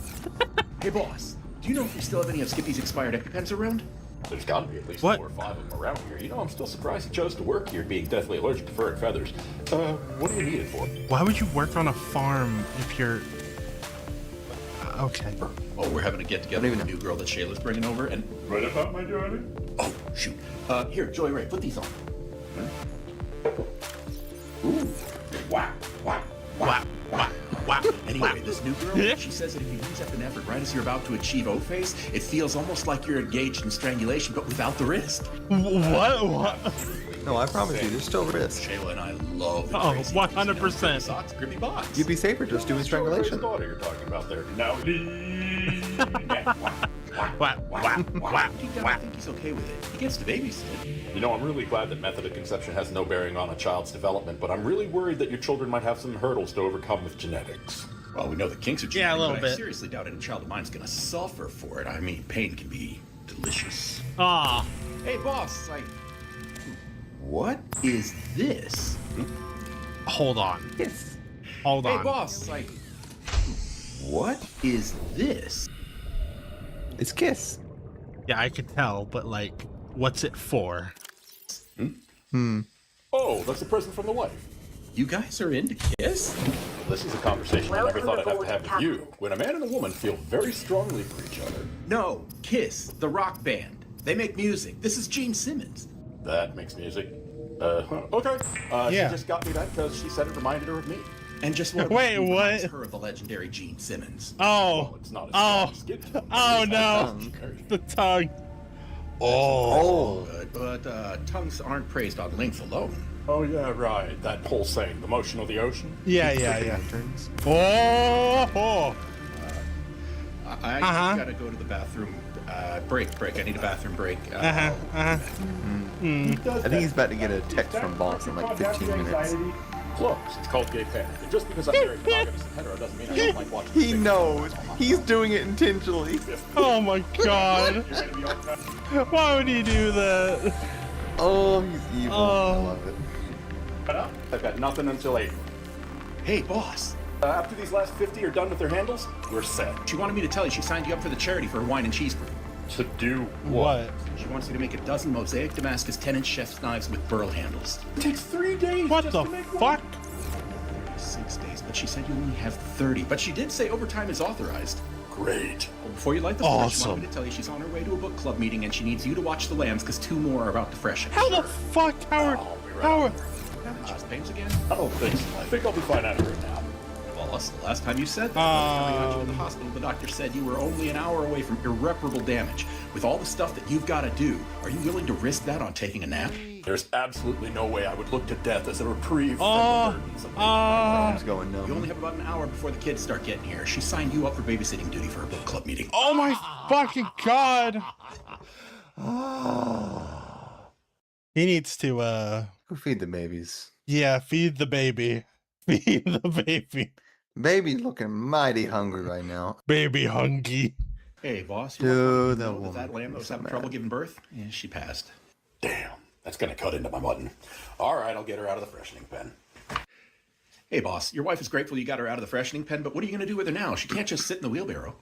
What does she want me to do? I can't bury her. The ground is frozen 6 feet down. I don't know. Your wife wants you to do something with it, though. A school bus just passed by with a whole bunch of kids and cell phones. Oh no. Fix it. Boss, your wife wanted me to tell you that you're not funny. I'm sure there's a few people that would disagree with me. Besides, she said fix it so that they could take pictures of it. I did. What did he Oh, no, you Right? I'll drag it out to the forestry later. In the meantime, if the Oh, idea that's known over the spine God. bothers her, tell her to think of it as garnish for the wolves. Hey, boss, I just went to go pick up the mail at the post office, and they said I had to go pick it up at the police station. Oh yeah, it's going to be that way for at least 2 weeks. Someone decided they're going to send me a little package in the mail. It consisted of PVC, a little bit of powder, and some nails. What did you do? Apparently, it was precipitated by my refusal to allow them to use my social media presence to proselytize their political standpoint. So what Right. happened? Did it arrive and just not go off? Apparently, they made mention of it to a friend of theirs that's also a fan of mine, and they brought it up to the police. It was intercepted in Minneapolis. So is this something you really should be worrying about? They assured me this individual's going to go away for a long time, and then on top of that, the device had no means of ignition and no detonator. Gee, this sounds like a real intellectual gem. I'm still not It sure if does. they want me to light it myself or to shake it real hard. If you don't mind my asking, what is your political standpoint? Me?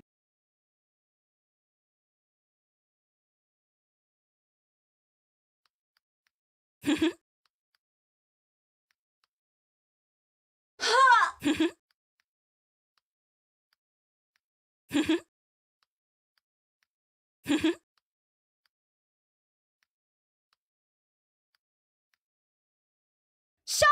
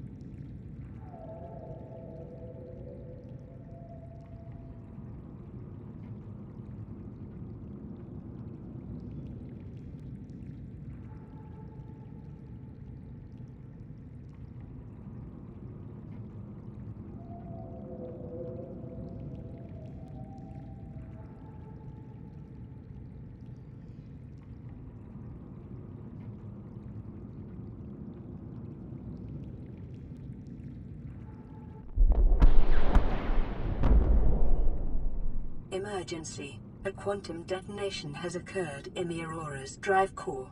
The reactor will reach a supercritical state in T-minus 10, 9, 8, 7, 6, 5, 4, 3, 2.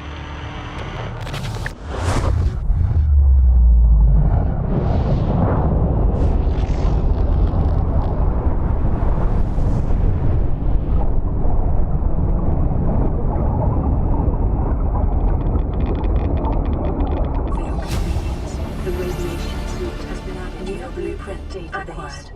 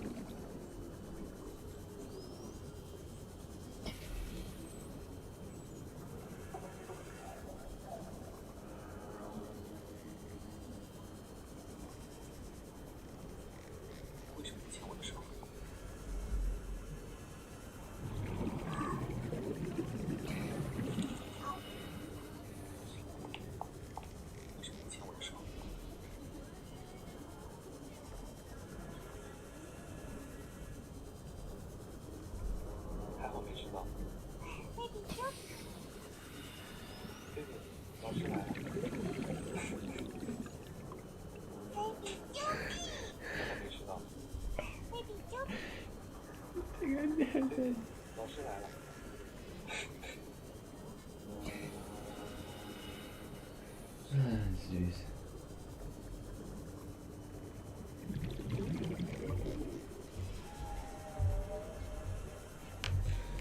Ja, schon.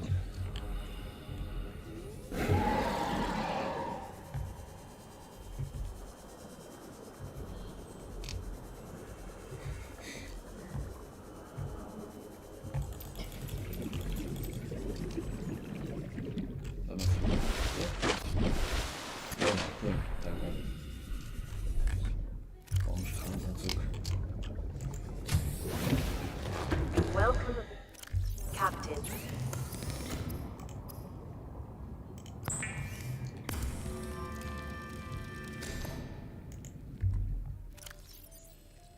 Well, time to go, I guess.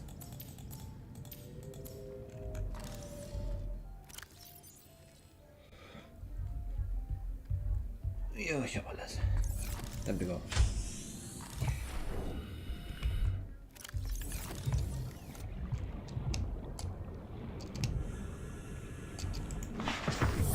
Welcome aboard, Captain.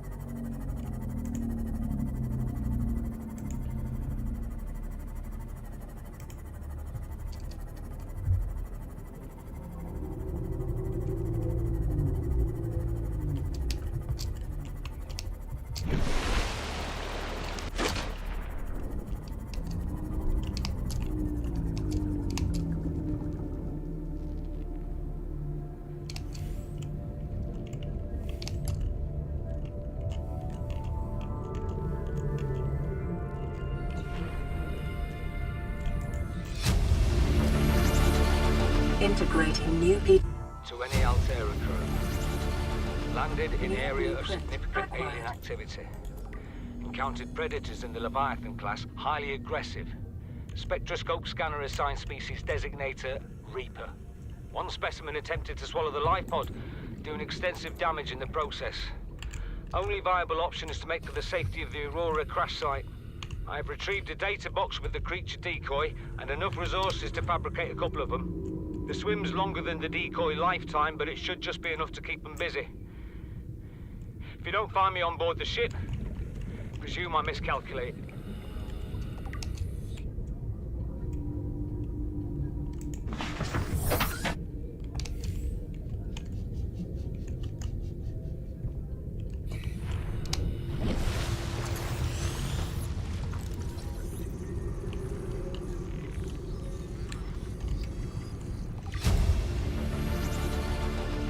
New blueprint acquired.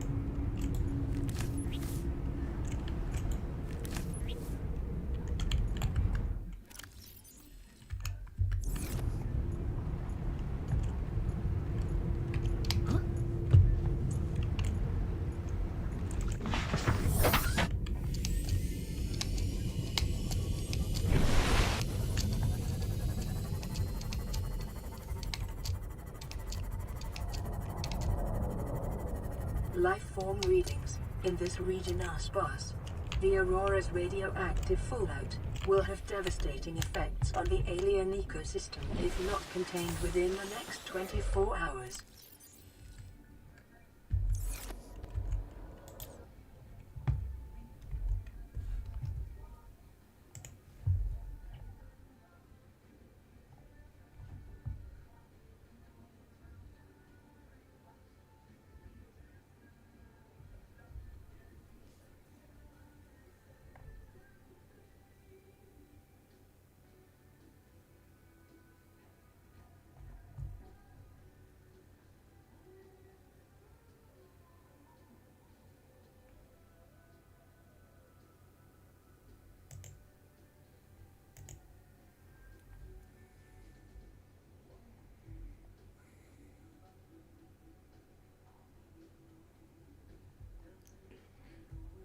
Jetzt ist dann jemand hergekommen, der sagt, Wahlgate, hast du gehört, dass Robert Mark Lehmann des Bereiches verwiesen wurde oder irgendwie weg musste? Und das ist mein Wissensstand jetzt. Also, die ersten Screenshots, die ich sehe, die sind die hier. Lesen wir uns die mal durch. Die ersten 5 Minuten vor Ort. Hat hier schon mal jemand einen Wal gerettet? Nein. War schon mal jemand im Wasser und hat den Wal inspiziert und Kontakt aufgenommen? Nein. Dafür sehen wir keine Notwendigkeit. Darf mein Kameramann bitte filmen, damit ich ein Video machen kann, wie man Wale rettet, damit es möglichst viele Menschen lernen können? Nein. Hä? Wer sagt denn das? Aber das könnte Millionen Menschen nutzen, um zu lernen, und am Ende könnte ich vielleicht sogar noch Walrettungskitte kaufen und Leute ausbilden. Nein. Lasst uns alle dazu holen, Bootsfahrer, alle Hilfe, jeden, damit alle informiert und im gleichen Boot sind. Nein. Das ist jetzt von Robert Mark Lehmann, die Story, ja? Also das sind jetzt Ausrufe, mutmaßlich das, was er gefragt hat und als Antwort bekommen hat? Okay. Nächster Screenshot. Was willst du hier überhaupt? Waren die Worte zur Begrüßung. Wir sind trotzdem geblieben und haben unser Bestes gegeben. Ich habe Robert Mark Lehmann auch im Livestream gesehen und da hat er auch da war irgendwie mit Kamera und so, ne? Ich wurde am Ende ausgeschlossen. Wegen, Zitat, Selbstdarstellung. Es ginge um den Wal und nicht um den nächsten YouTube-Star, und das ITAW hat hier die Leitung und nicht einer, der meint, hier auf Querschießer zu machen. Querschießer. Was ist denn das ITAW? Institut für terrestrische und aquatische Wildforschung, ITAW. Okay. Während ich gerade den Wal von der zweiten Strandung abgehalten habe, was das ITAW nicht gesehen hat, weil sie viel zu weit weg waren.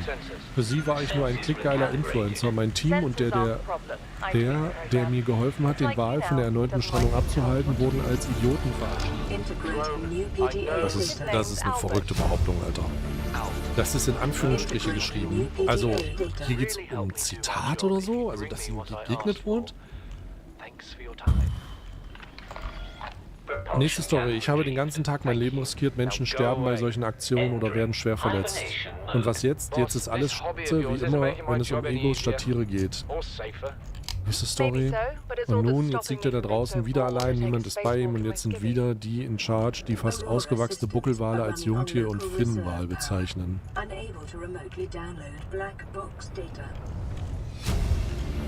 Digga. Ich gehe davon aus, dass das Institut für aquatische Wildtiere, oder wie heißt es? Warte, ihr habt es geschrieben. Institut für terrestrische und aquatische Wildforschung. Wenn dieses Institut einen Internetauftritt hat, dann hat es wahrscheinlich gerade den Shitstorm seiner Unterwelt. Also, die Behauptung aufzustellen, dass das gesagt wurde und hier klares Namecalling zu betreiben, das wird zu einer unfassbaren emotionalen Reaktion einer Zuschauerschaft führen, die ja bei Influencern immer sehr, sehr, sehr, sehr, sehr, sehr extrem ist. Sehr extrem. Was ich jetzt auch fragen würde ist, du kannst ja nicht für bare Münze nehmen, dass das hier tatsächlich passiert ist, aber es wird ja für bare Münze. Also du musst ja jetzt erstmal, niemand macht sich die Zeit zu sagen, dass das eine Behauptung ist, und niemand reagiert entsprechend zurückhaltend und vielleicht erstmal abwartend. Das wird also sofort toxisch. Okay, wir gucken mal weiter. Da gibt es auch irgendwie noch ein Video. Lass mich das kurz mal aufrufen. Digga, der fucking Umweltminister musste sich äußern. Der Umweltminister.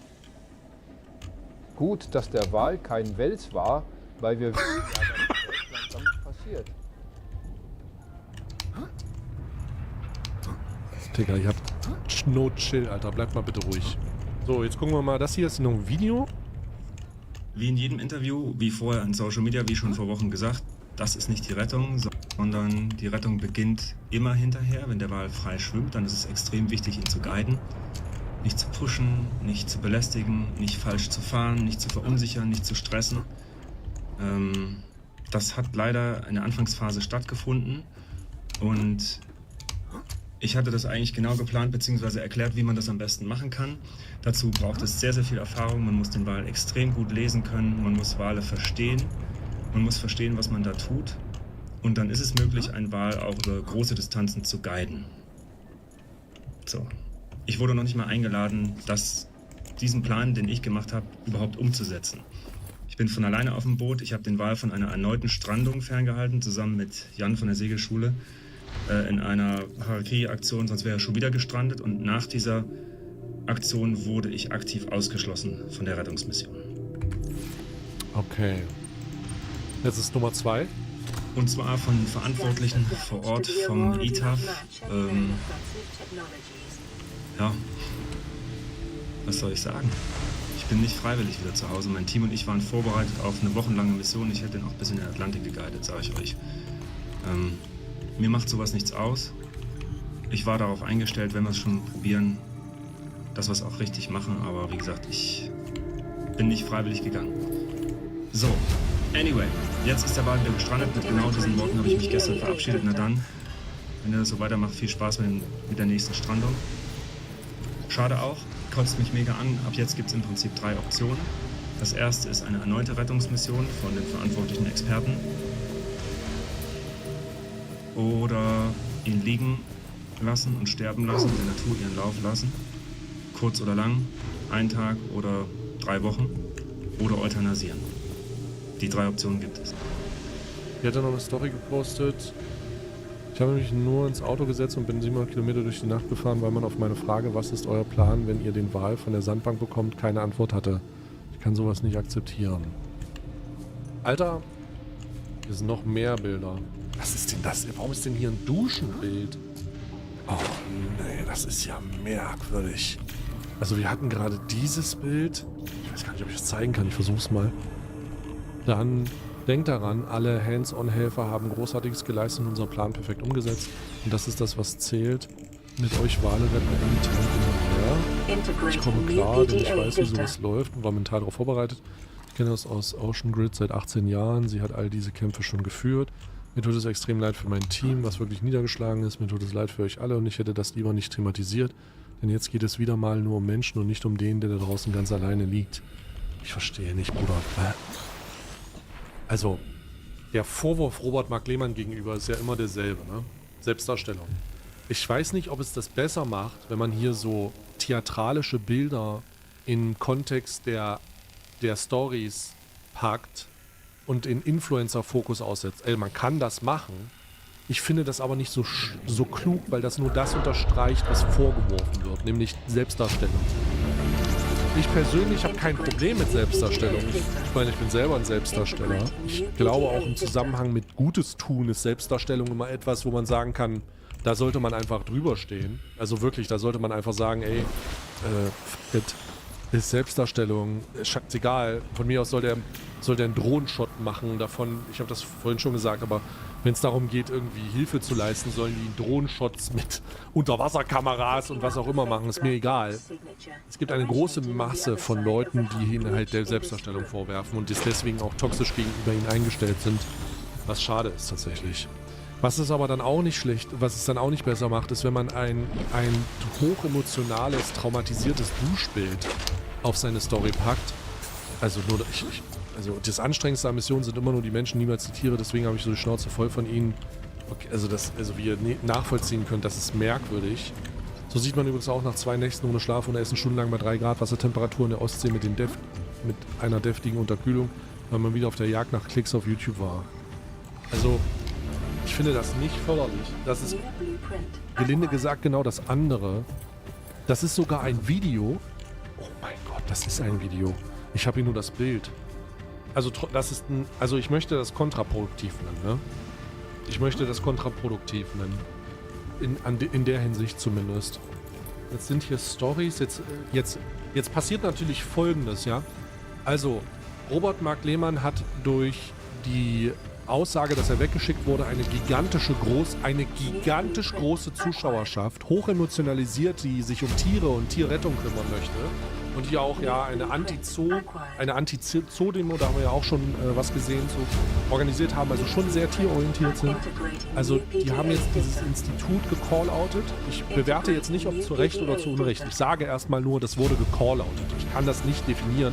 Tatsächlich braucht es deutlich mehr Zeit als was jetzt vermutlich verstrichen ist, um herauszufinden, was war und was nicht ganz so stimmt. Das kann man nicht sagen. Ich bewerte das jetzt nicht. Es geht nur um den Aspekt, den ich hier sehen kann. Das ist wichtig. Also ob sich das bestätigt oder nicht bestätigt, das werden wir noch sehen. Aber was jetzt natürlich passiert ist, eine hochemotionalisierte Community von Robert Mark Lehmann tritt auf alles ein, was sie finden kann, in einer Situation, in der sie den Eindruck haben und ihnen vermittelt wird, dass er weggeschickt wurde, obwohl er das Beste für das Tier will. Jetzt wird das Institut überfahren mit allem, was an toxischem Internet, emotional toxischem Internetauftritt möglich ist, was ja auch gerade schon nachvollziehbar ist. Und dann gibt es Gegenreaktionen, die dann halt wieder aufgegriffen werden. Und da muss man sagen, das ist einfach bad. Das don't do this.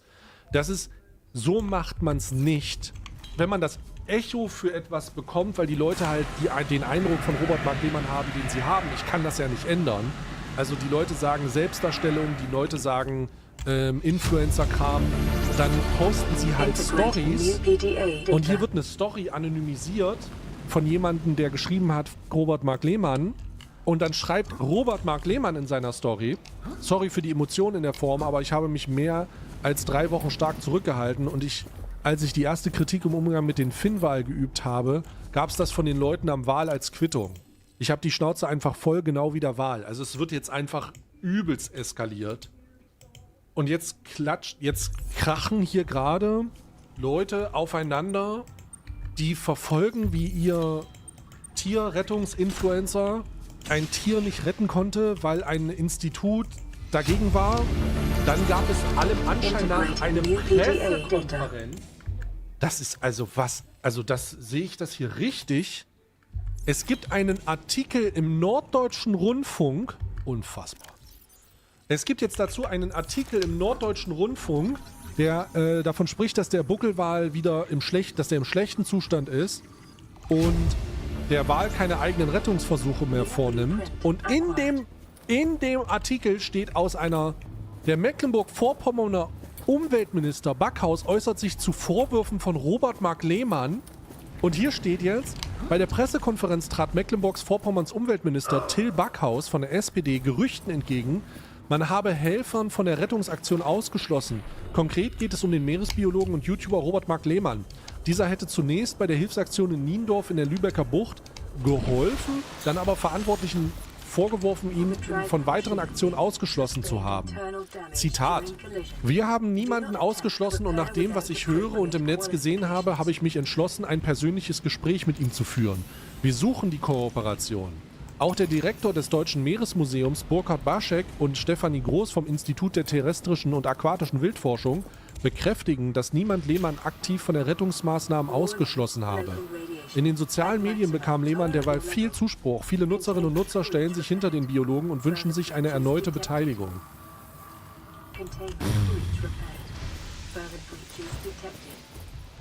Ey, wenn man dann Screenshots sieht, ne, und wenn man dann Stories macht, die dann das hier halt, also es ist halt hochemotional, ne? Also meine Einschätzung dazu ist, ich glaube durchaus, dass es Leute auch beim Institut für terrestrische und aquatische Wildforschung, ich glaube durchaus, dass Robert Mark Lehmann gegenüber eine extreme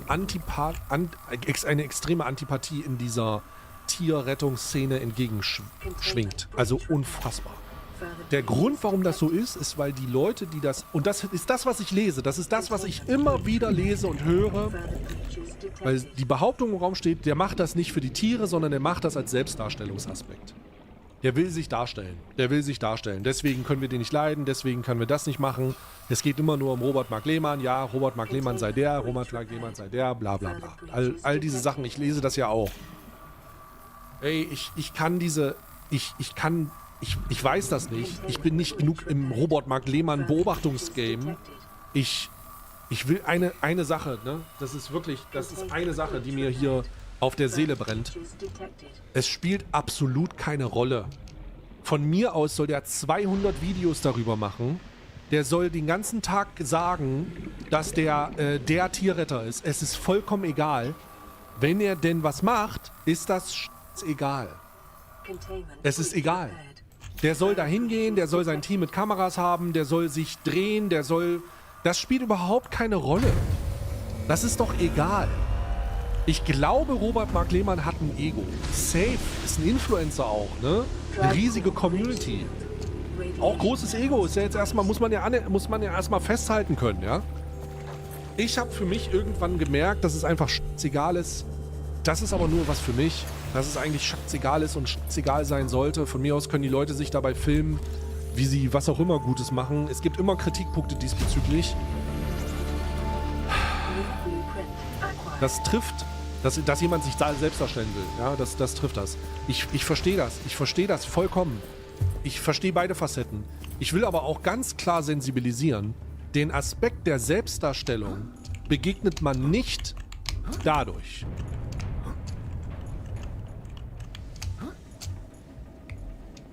Dem Aspekt der Selbstdarstellung begegnet man nicht durch das hier.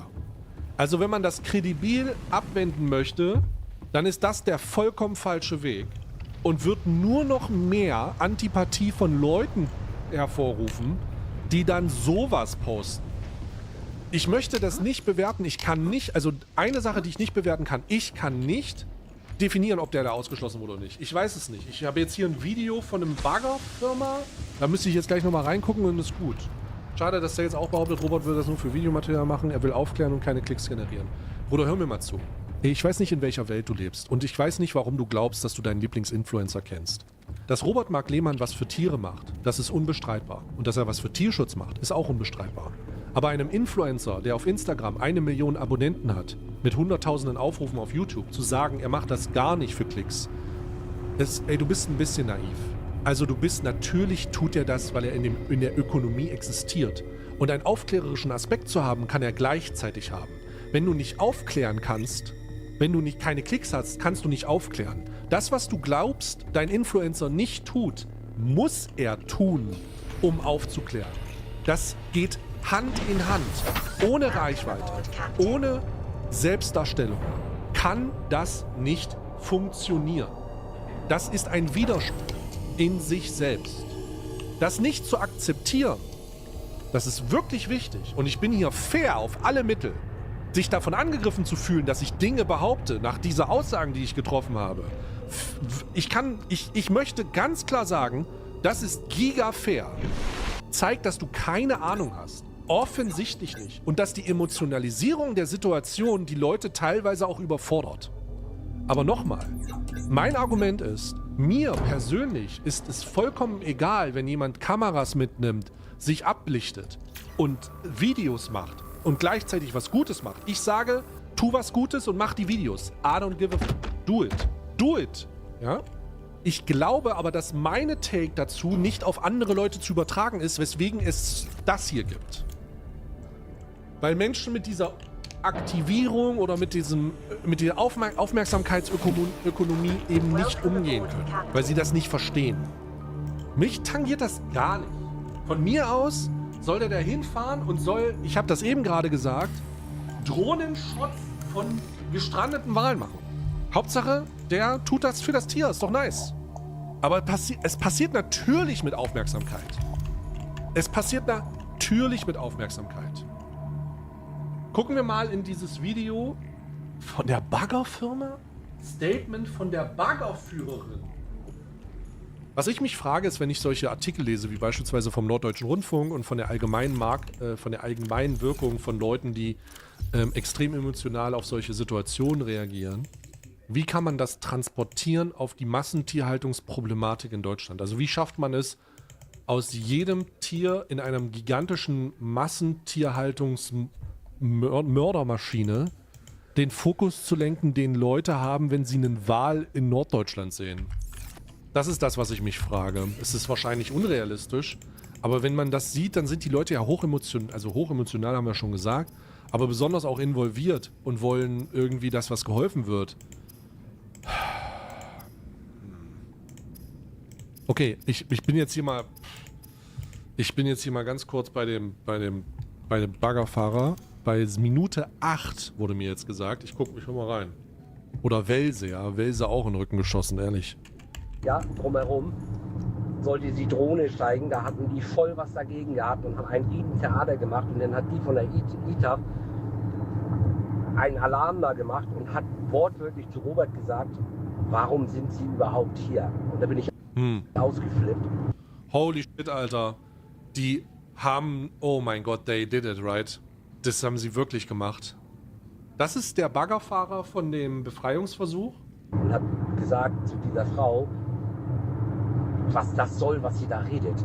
Ja, für mich ist das Gefühl da, jeder wollte eigentlich nur sein eigenes Süppchen kochen und gar nicht, die haben eigentlich an den Wahl gar nicht gedacht.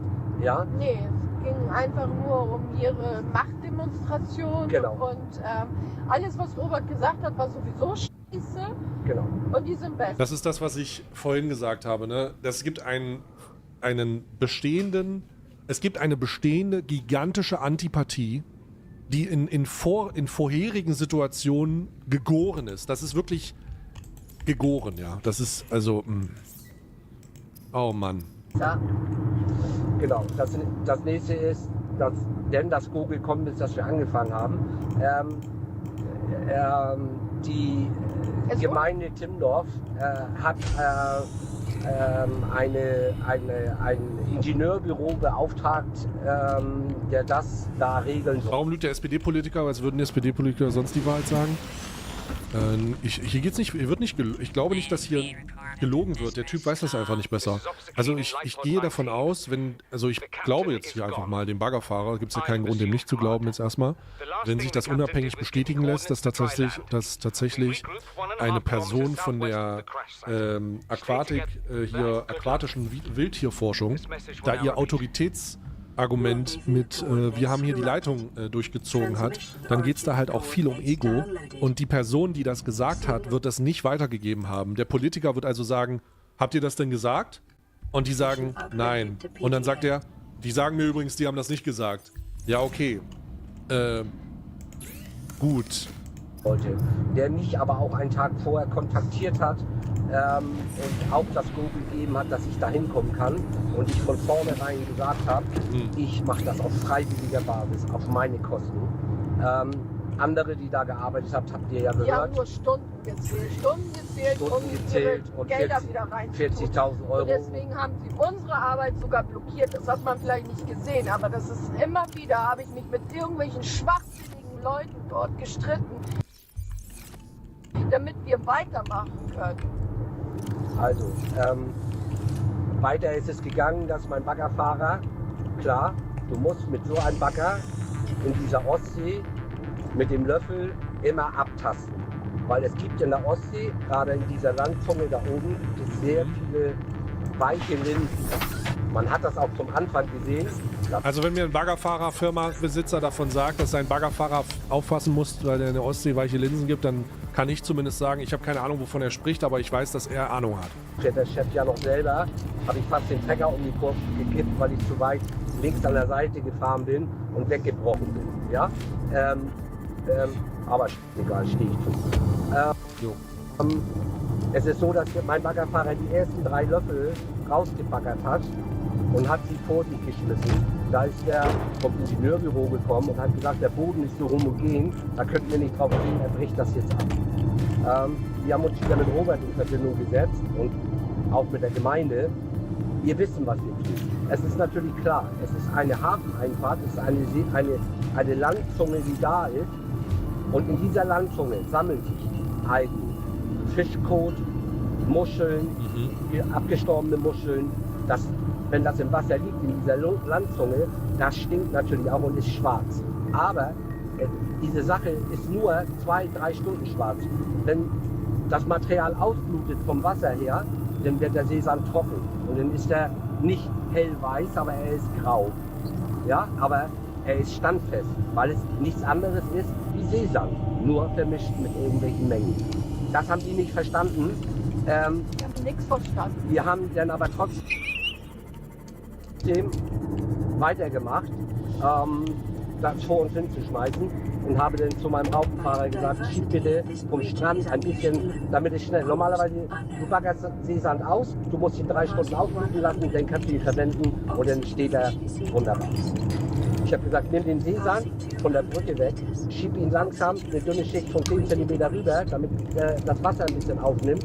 Und wie man aus den ersten Videos auch sieht, ist es definitiv so, danach war das bombenfest. So haben die uns vorgearbeitet.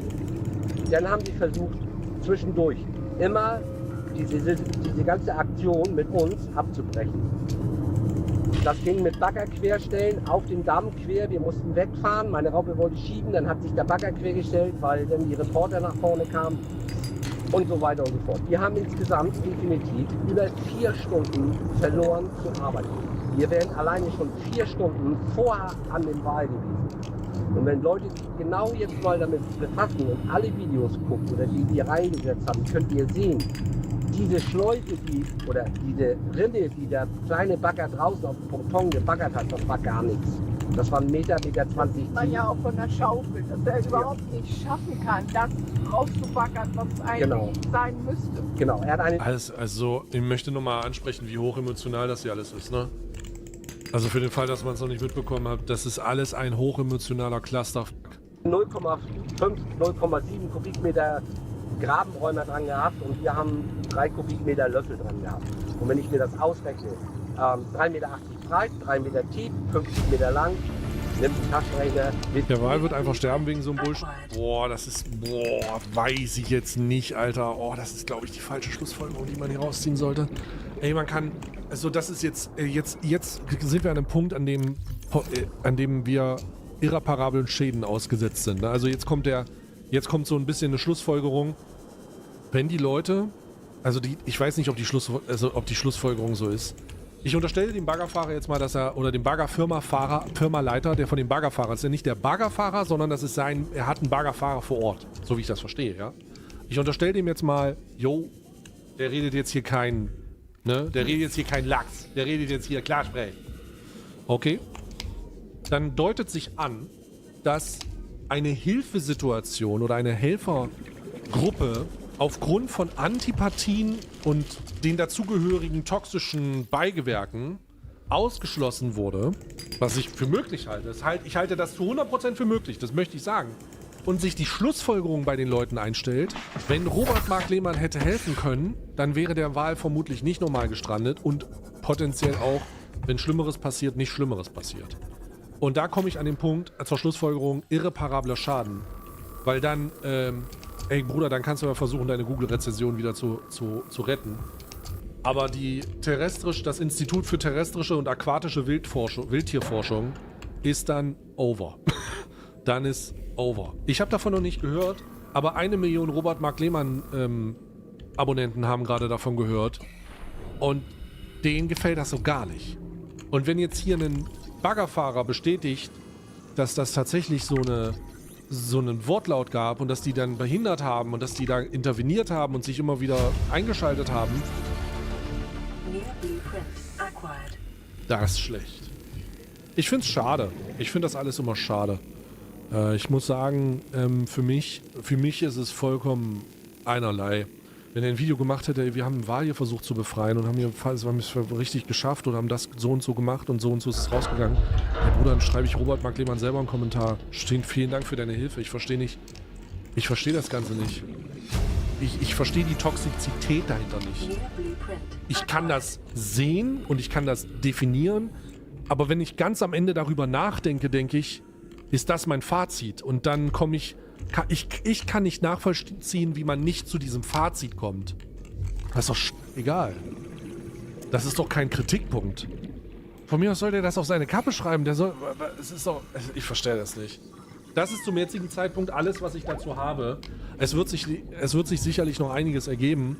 Wenn sich also verdichtet, und das hat ja jetzt hier eine dritte Instanz ebenso behauptet, dass da diese Negativität ihm gegenüber, also Robert gegenüber ausgeschlagen ist, dann wäre das extrem unklug und extrem schlecht, weil wenn der Wal zum jetzigen Zeitpunkt sich der Zustand des Wals dort verschlechtert und der potenziell auch sterben sollte, dann wird hier ein Vorwurfkonstrukt zusammengezimmert, das einem die Fußnägel hochrennen. Also dann wird es sehr unangenehm. Das wird dann, also dann kann ich sagen, Alter, das ist dann schlecht. Ansage an Robert Mark Lehmann. Fahr da wieder hin und mach ein paar Videos und auf die Penner. Los auf Mutter, du Bastard.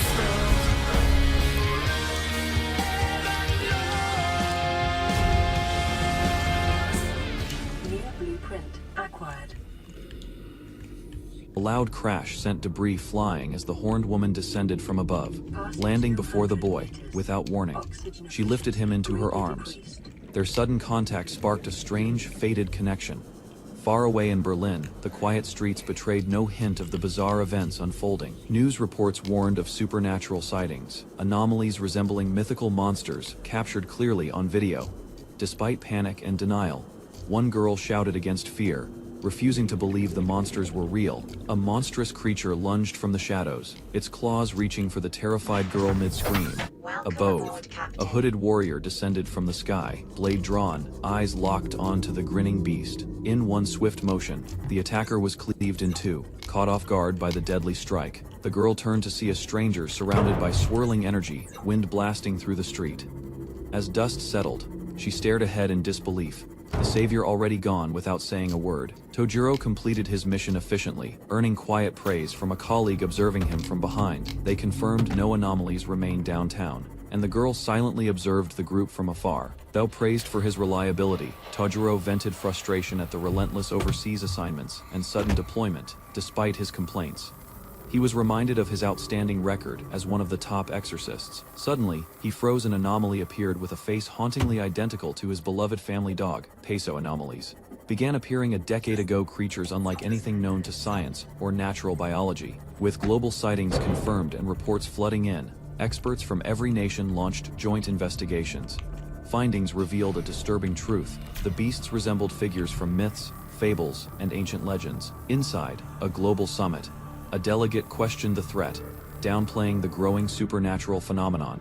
Other representatives watched nervously, the crisis meeting now burdened by disbelief and escalating concern. Some officials hinted at a solution relying on specialists already active in subduing mythical threats. Despite uncertainty, the council agreed to summon those capable of facing enemies unseen by most. These individuals, known as exorcists, were tasked with handling the rising threat worldwide. While discussing restrictions and responsibilities, young exorcists reflected on duty, legacy, and their limited authority. From a distance, Tojiro noticed a touching reunion, momentarily pulled from the harsh reality of battle. Exorcists followed one strict rule: never reveal their existence to ordinary civilians, under any circumstance. Tojiro, burdened by his family's legacy, quietly complained about being dispatched across continents again. Although his efforts went unnoticed, others acknowledged the risk they all faced fighting hidden threats. He longed for a peaceful life, free from violence, and the constant burden of killing. A friend teased him, suggesting romance, while the others silently listened to his flustered denial. Tojiro's teammates mocked him playfully, while their commander urged them all to refocus on the mission. With a sharp stare, one member silenced the room and directed attention back to strategy. Their target was a festival town in rural Germany, now bustling with unaware tourists and locals. Reports confirmed a recurring anomaly appeared during this exact festival window over the past few years. The target was identified: a towering beast known from ancient texts, feared as the king of beasts. As the team teased Tojiro about women, a commanding voice shifted the conversation back to work. Focus returned quickly. Everyone was reminded they had a mission to plan and execute carefully. Their next destination was a rural village in Germany, just as a festive event began. Over the years, rumors spread of a dangerous anomaly that appeared during the festival season. Tojiro silently hoped subjugating this threat might finally lead to peace or even a normal life. He walked through the village, frustrated and detached, expressing disdain for missions and duty alike. A glimpse of a peaceful moment reminded him of his goal once the mission ended. As night fell, he leapt across rooftops, determined to end the threat once and for all. Still, questions lingered. Why did the anomaly appear only during this exact festival every year? He pondered deeply, wishing to understand the true thoughts and motives behind these mysterious creatures. Beneath a starlit sky, Tojiro stood alone as his staff chimed faintly in the silence. Dark energy surged around him while he prepared to face whatever emerged from the darkness. A sudden force shattered the glass, alarming villagers, and drawing everyone's attention to the street. As people panicked and fled, a massive silhouette loomed above the rooftops like a mountain. Towering over the town stood the strongest known anomaly, the legendary beast of the land itself. A monstrous figure emerged from the smoke, jaws wide and claws scraping the broken earth. Without hesitation, Tajuro leapt into action, racing toward the source of chaos gripping the town. Despite years of experience, even he was stunned by the creature's overwhelming size and power. Standing before the colossal Beast King Behemoth, he steadied his stance and tightened his grip. Backup arrived swiftly. The Exorcist unit surrounded him, ready to bind the beast under command. Massive stone pillars erupted from the ground, slamming into the towering beast with tremendous force. A direct hit followed magic, and firepower collided at Behemoth's chest, led by the Exorcist's sniper. Tajuro shouted in triumph, certain their combined attack had brought the creature down for good. But as the dust cleared, the Beast King stood unfazed, breaking free from magical restraints. Shock replaced confidence as Tajuro stared in disbelief, realizing their spells hadn't even scratched it. Tajuro noticed something odd. Behemoth wasn't attacking recklessly, but moved as if avoiding destruction. A comrade called out, snapping him into focus as new commands rang through the battlefield. Determined to end the threat, Tajuro charged, unleashing a powerful strike within a massive seal. Mages looked on in confusion, unable to recognize the unfamiliar spell encasing the entire area. Gripping his blade, Tajuro prepared to fight, vowing to kill the creature for his own reasons. Tajuro launched forward, channeling force into a single concentrated strike with unwavering focus. His weapon connected, sending debris and shattered horn flying from Behemoth's massive head. The monster staggered, crashing into the ground while one broken horn spun through the air. Above the dust cloud, the Exorcist hovered mid-air, preparing for a final decisive blow. Far below, a figure observed silently, declaring Behemoth destined to become a legend, remembered by all. Tajuro flinched as he heard unexpected praise. Behemoth seemed to admire him, rather than attack. Memories resurfaced, an elder's voice, naming him the strongest, born to fulfill creation's will. That same figure now faced Behemoth, hands pressed to its face in solemn reverence. A strange ritual concluded with a powerful declaration. Behemoth and Tajuro were now bound by engagement. Surprised and confused, Tajuro found himself drawn into something far deeper than combat. Tajuro stumbled back, breath short, and noticed a strange bruise forming on his palm. From the distance, his comrade shouted, panic rising as he saw what was coming. Overhead, a massive claw descended too fast, too sudden for Tajuro to avoid in time. The impact sent debris flying as everyone nearby braced themselves for the aftermath. Emerging from the dust, Behemoth questioned Tajuro's hesitation. Why show mercy at the final moment? Tajuro found himself unexpectedly cradled in the arms of a mysterious horned woman. His stunned silence met her calm stare, leaving him frozen and confused. Realization struck: this intimidating figure was a girl, one who held him with ease. Despite struggling, he remained trapped in her grasp, overwhelmed by her strength and presence. Embarrassment grew as he noticed her lack of clothing, questioning her identity and intentions. She calmly stated that his sword could have ended her life without hesitation. Her words cut deeper, questioning the reason behind his hesitation. Was it sympathy or weakness? Declaring herself a beast, she insisted it was her duty to fulfill her role. With firm grip, she pulled him closer, her expression unwavering and unreadable. Eyes locked, she gave a command, leaving Tajuro shocked and unsure how to respond. The woman calmly declared her identity: Behemoth, a divine beast born by the will of God. Though powerful, she accepted her fate if hunted, bound by the laws of nature. Tajuro reeled in disbelief, struggling to accept that she was the same monster he faced. Their matching marks challenged everything he'd been told about anomalies and communication. Without hesitation, she confessed her heart now belonged to him alone. Tajuro froze in disbelief as Behemoth made another bold demand, their bond deepening unexpectedly fast. In an unremarkable apartment complex, Tajuro argued fiercely, trying to convince his guest of something unbelievable. Frustration boiled over as he insisted the visitor acknowledge the shocking truth he'd just witnessed. A towering horned woman stood awkwardly inside, clearly uncomfortable in the cramped room she occupied. Tajuro pointed at her, blaming the low ceiling for her struggle to move properly indoors. Elsewhere, an agent reviewed footage of the creature, the feared Behemoth, now living with Tajuro. Before the ceiling could succeed, Behemoth had already assumed a humanoid form and carried Tajuro gently. Officials panicked during a global meeting, stunned by the notion of an anomaly transforming into a human. Pressed for answers, one member cited a classified report as murmurs echoed across the international chamber. Responsibility shifted swiftly when it was revealed a Japanese boy triggered the creature's transformation. Though reluctant at first, the official clenched his fist and reluctantly declared he would take charge. Tojiro stood firm, puzzled by the sealing ritual and uncertain who had triggered the powerful seal. More pressing to him was a strange bruise on his hand that appeared after the incident. The very anomaly once feared from legend now lounged casually in his room, unbothered by reality, despite her calm. Tojiro remained unsettled by her transformation and unsettling request to be devoured. Then he noticed the same bruise on her hand, hinting at an unknown bond between them. Despite Tojiro's protest, the exorcist revealed that housing the behemoth was an official top-level order. He firmly reminded Tojiro of Rule 1: every mission must be carried out without delay. Reassured he wouldn't be completely alone, Tojiro reluctantly accepted his odd new living arrangement. Curious and confused, the behemoth tried to understand human surroundings, while Tojiro followed, still uneasy. Peering outside, she shattered the window in awe, mistaking a schoolyard for a human colony. Tojiro scolded the behemoth for damaging the apartment again, pointing out her horns scraping the ceiling. Unfazed, she declared herself the king of beasts, justifying the destruction as her nature. His patience snapped, and he demanded she stop immediately and leave if necessary. Reluctantly, she obeyed, sitting still as Tojiro repaired the ceiling and restored order. Left alone, she sat quietly among the wreckage, unsure how to coexist in this fragile space. Tojiro cleaned in silence, while the behemoth watched quietly, her presence strangely subdued for once. Though labeled freedom, the assignment felt more like surveillance than any kind of reward to him. His frustration grew as she once again asked about being devoured, clutching his stuffed rabbit.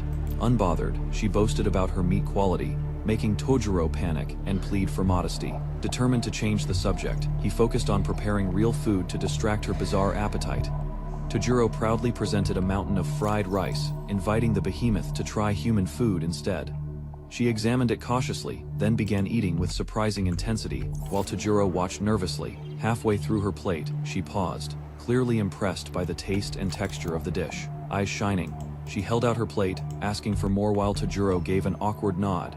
Soon, a mountain of empty dishes filled the table. Her appetite showed no signs of slowing. Tojiro returned to find every bit of food gone, even his share completely devoured, despite her size and strange behavior. She remained persistent about being eaten and kept causing trouble.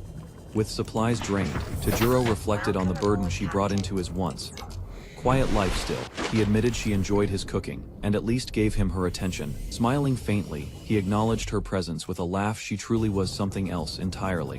While staring at empty shelves, Tojiro questioned what kind of food anomalies would even prefer. Unexpectedly, Quattro appeared nearby, revealing he'd been staying close, perhaps too close for Tojiro's comfort. Tojiro admitted he was buying food again because she looked disappointed after finishing everything. Back home, he began wondering if she might not be evil, just misunderstood.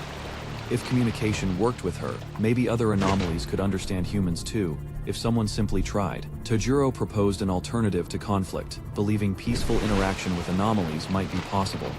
Quattro warned him, reminding that anomalies remain powerful threats despite any kindness shown. Doubt crept in as Quattro emphasized how easily they could turn violent without warning. He cautioned Tojiro not to grow complacent, especially if the behemoth regained her original size, despite the warnings.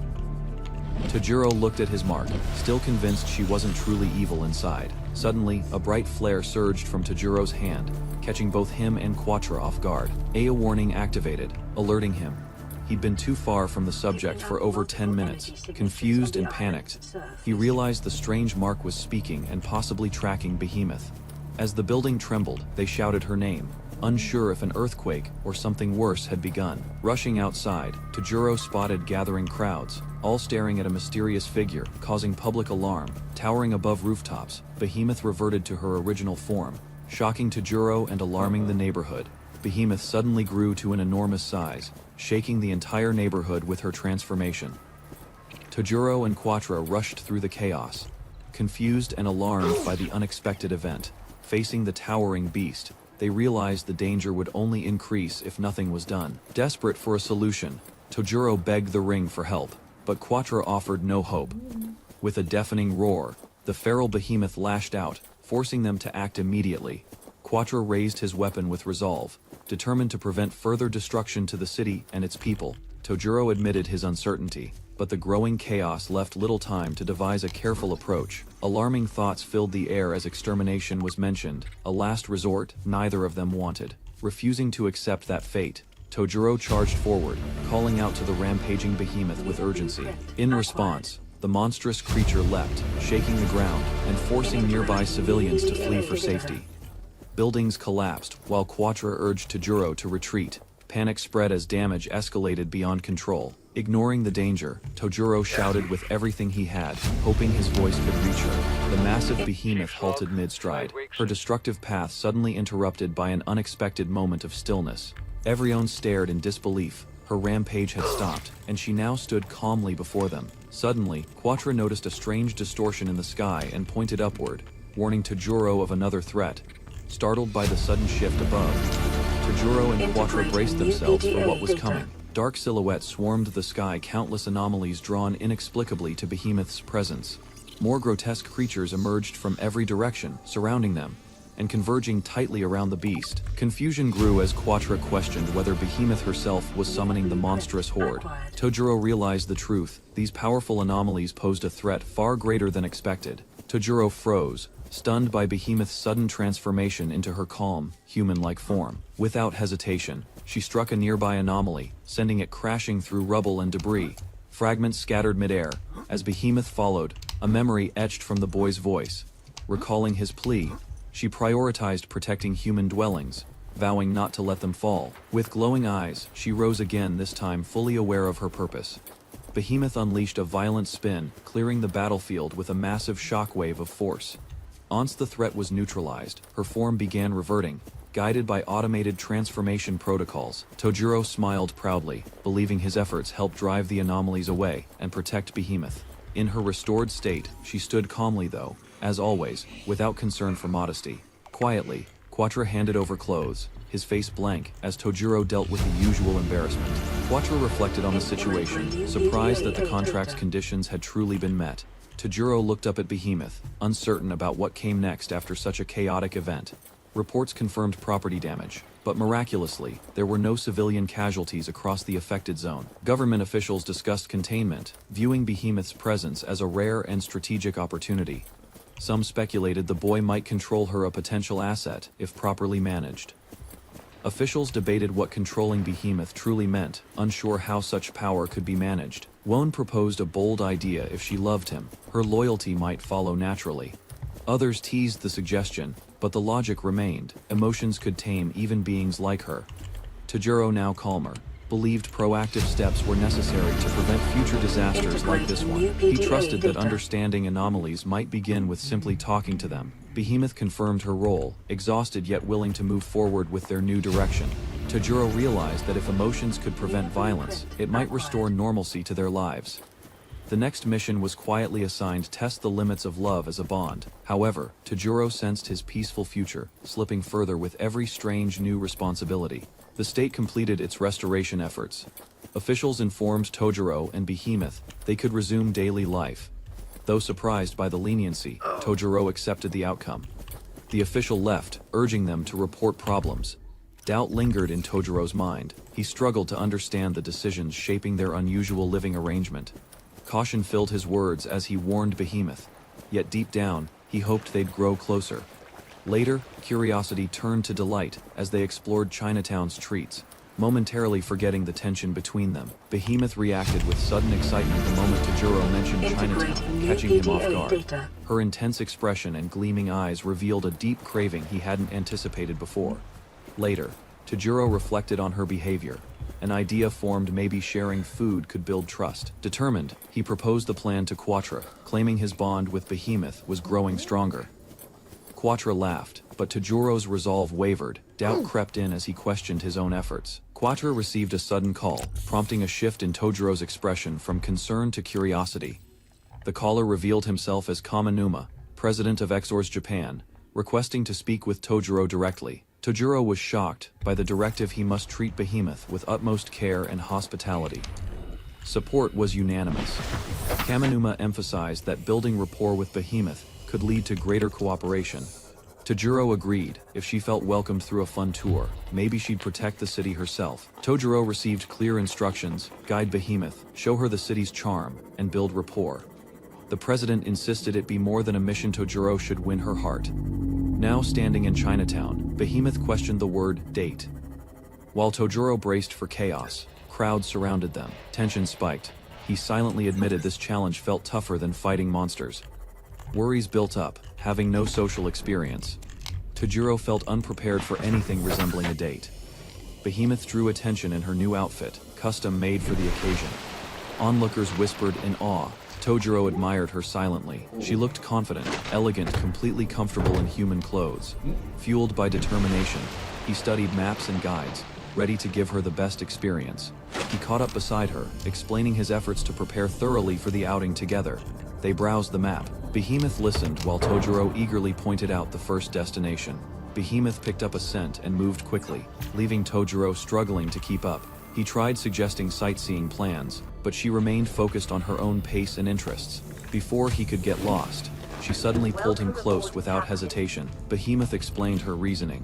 Crowds were thick, and Tojuro's short stride made him easy to lose. Confidently, she offered her body for support, while Tojuro panicked under the weight of her words. They walked hand in hand through the crowd, drawing attention and confused assumptions from strangers. Tojuro realized the awkwardness of the situation, struggling with the reality of physical contact. Panic set in as he questioned how to properly hold hands without making things strange. He tried to rationalize it just an escort, but the situation kept escalating in his mind. Despite their calm pace, discomfort overwhelmed him. His thoughts spiraled while Behemoth remained completely unfazed. Behemoth devoured every snack she found, leaving Tojuro unsure if this still counted as escorting. Amid the bustle, she paused. Something about the peaceful crowd caught her attention deeply. The variety of flavors and aromas fascinated her, stirring emotions she rarely expressed. She admitted her past getting close always led to destruction, no matter her intention. For the first time, she revealed that her monstrous form had kept her distant and unseen. Tojuro stood silently, hearing Behemoth admit she never meant to harm anyone by existing. He responded, honestly, calling her a good person, catching her completely off guard. Looking back, he realized her behavior had always been careful, even during conflict. Still, Behemoth couldn't ignore her past, questioning whether she could be seen as anything but dangerous. Their eyes met. No words followed, but a quiet understanding slowly began to form. Behemoth softly echoed the words, still surprised someone called her a good person. With a gentle smile, she told Tojuro he had granted her wish, making him kind too. As they walked together, she expressed openness to returning one day, leaving Tojuro stunned. From a distance, Quattro observed their interaction with quiet satisfaction and thoughtful curiosity. Behind his glasses, he considered the possibility perhaps this emotional bond could control a monster's power. Behemoth's warm smile completely disarmed Tojuro, leaving him stunned and blushing uncontrollably. Flustered, he gave an overly bashful response, confusing the observer who expected the opposite dynamic. Quattro watched in disbelief. Tojuro's behavior gave the impression that he was the one being tamed. Embarrassed, Tojuro brushed it off awkwardly, unaware of how transparent his feelings had become. Meanwhile, unseen threats whispered in the dark. Behemoth's presence had drawn dangerous attention once again. As Tojuro and Behemoth walked together, hidden enemies whispered dark intentions from the surrounding shadows. An old report surfaced, discussing mysterious links between anomalies and ancient mythology across regions. Battles between monstrous beings mirrored scenes from forgotten legends, stirring curiosity among scholars and fighters alike. Some theorized these anomalies mimicked mythic forms through unknown means, echoing legendary creatures from lore. Quattro eagerly read another intricate volume, while Tojuro observed with mild confusion and amusement. Beyond stories, those books held tactics for defeating the beasts, knowledge hidden in fairy tales. Tojuro hesitated at Quattro's suggestion, unsure why defeating anomalies should even be necessary. Their discussion shifted focus when Quattro brought up Behemoth, hinting at Tojuro's growing interest in her. A sudden encounter in the bathroom left him stunned, catching Behemoth in an unexpected state. Quattro offered another book, proposing it might reveal Behemoth's preferences, behavior, or emotional tendencies. Research revealed that anomalies change forms through unknown power-gathering. Information became an urgent priority. Strange shadowy figures crept through vents, their presence suggesting an unknown purpose and deeper mystery. While Behemoth bathed, a lurking threat observed, raising questions about the nature of anomalies. Without warning, bizarre creatures burst in, shouting their violent objective to eliminate Behemoth completely. Tajuro and Quattro heard the noise, immediately alert as the disturbance grew louder nearby. Confronting the chaos, they found Behemoth standing tall, defiant, and unshaken by the ambush. Behemoth shielded Tajuro from the attack, launching a powerful kick while keeping him close. They crashed to the floor, with Behemoth landing heavily on top, leaving Tajuro pinned beneath. Rising up, she remained calm and composed, while Tajuro struggled to breathe under the weight. Reacting quickly, he handed her a towel, insisting she cover herself in the tense moment. Once calm returned, the trio inspected the scene, identifying the attackers as goblin-type anomalies. Tajuro compared the goblins before him with bestiary references, puzzled by their comically different appearance. Despite their odd look, the creatures matched folklore as weak, mischievous beings rarely considered threats. Quattro noted that attacks on humans were nearly unheard of, raising concern about their real target. Behemoth concluded the intended victim wasn't human at all, but likely an anomaly like herself. Determined, she vowed retribution for dragging Tajuro into danger, offering no mercy to their enemies. Behemoth declared that their enemies had trespassed into the Beast King's domain, promising swift destruction. Though powerful, she regretted the chaos her mere presence seemed to bring to others. Before she could act, Tajuro stepped in, urging her to hold back her strength. With resolve, he volunteered to handle the situation himself, halting her rising fury. Tajuro requested Quattro's book, determined to try something new based on gathered knowledge. Tajuro flipped through the bestiary pages, searching for the section on goblins. He recalled Quattro's earlier words: legends sometimes contain strategies to counter mythical threats. Locating the right page, he called Behemoth's attention, ready to put a plan into action. Working together, they hurled various objects based on the reference, executing an improvised countermeasure. Caught off guard, the goblins reacted in shock as the debris scattered around them. The goblins began to shout less aggressively, shifting their behavior from hostility to confusion. Surprisingly, they started cleaning up, mimicking actions described in the old legends. Tajuro explained that goblins were once seen as household spirits before becoming feared monsters. An old storybook supported the idea certain goblins preferred chores over conflict, as folklore described. The unorthodox plan succeeded, impressing Quattro and confirming myth. Base tactics could actually influence anomalies. One by one, the goblins began chanting "clean up," sweeping and tidying the entire room. Tajuro praised their efforts, impressed by how quickly they completed the cleaning. As a reward, he handed out snacks, thanking them sincerely for their unexpected cooperation. Cheerful and satisfied, the goblins celebrated their treats, their hostility entirely gone. While Behemoth observed in silence, Tajuro smiled, recognizing the peaceful outcome they achieved together. Tajuro stretched with relief, satisfied that everything ended without serious consequences. He reassured Behemoth, reminding her that no harm came to anyone, and she could stay. Behemoth looked at him silently, her expression shifting with quiet realization. She understood he was sincerely trying to fulfill her wish, deeply moved by his kindness. Without a word, she leaned closer, calmly resting against him with newfound trust. Tajuro panicked as Behemoth's tail caught him off guard in a sudden, awkward moment. She remained unfazed, casually asking about dinner, ignoring his flustered reaction entirely. Meanwhile, others questioned why anomalies like goblins would target one of their own, specifically Behemoth. From a distant observation room, her presence was silently monitored by a hidden council. Despite outward calm, one observer voiced concern, warning that Tajuro might be in serious danger. An urgent voice warned that monsters possessed devastating powers beyond anything humans could match.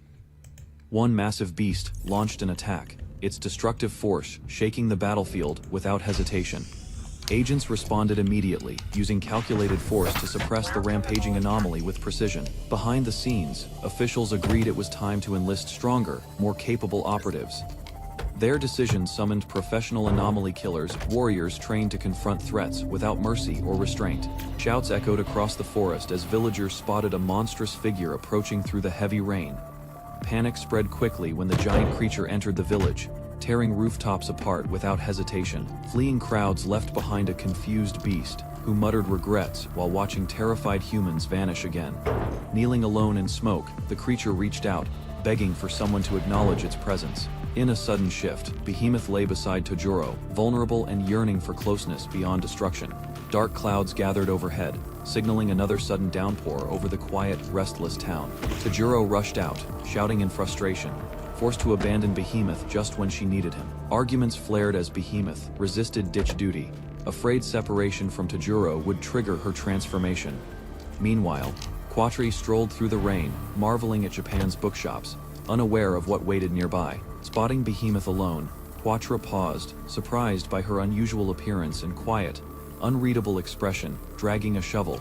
Tojuro trudged through rain, frustrated by the task and Behemoth's absence. Behemoth leaned over the railing, irritated, while Quattro observed her clear concern for Tojuro's return.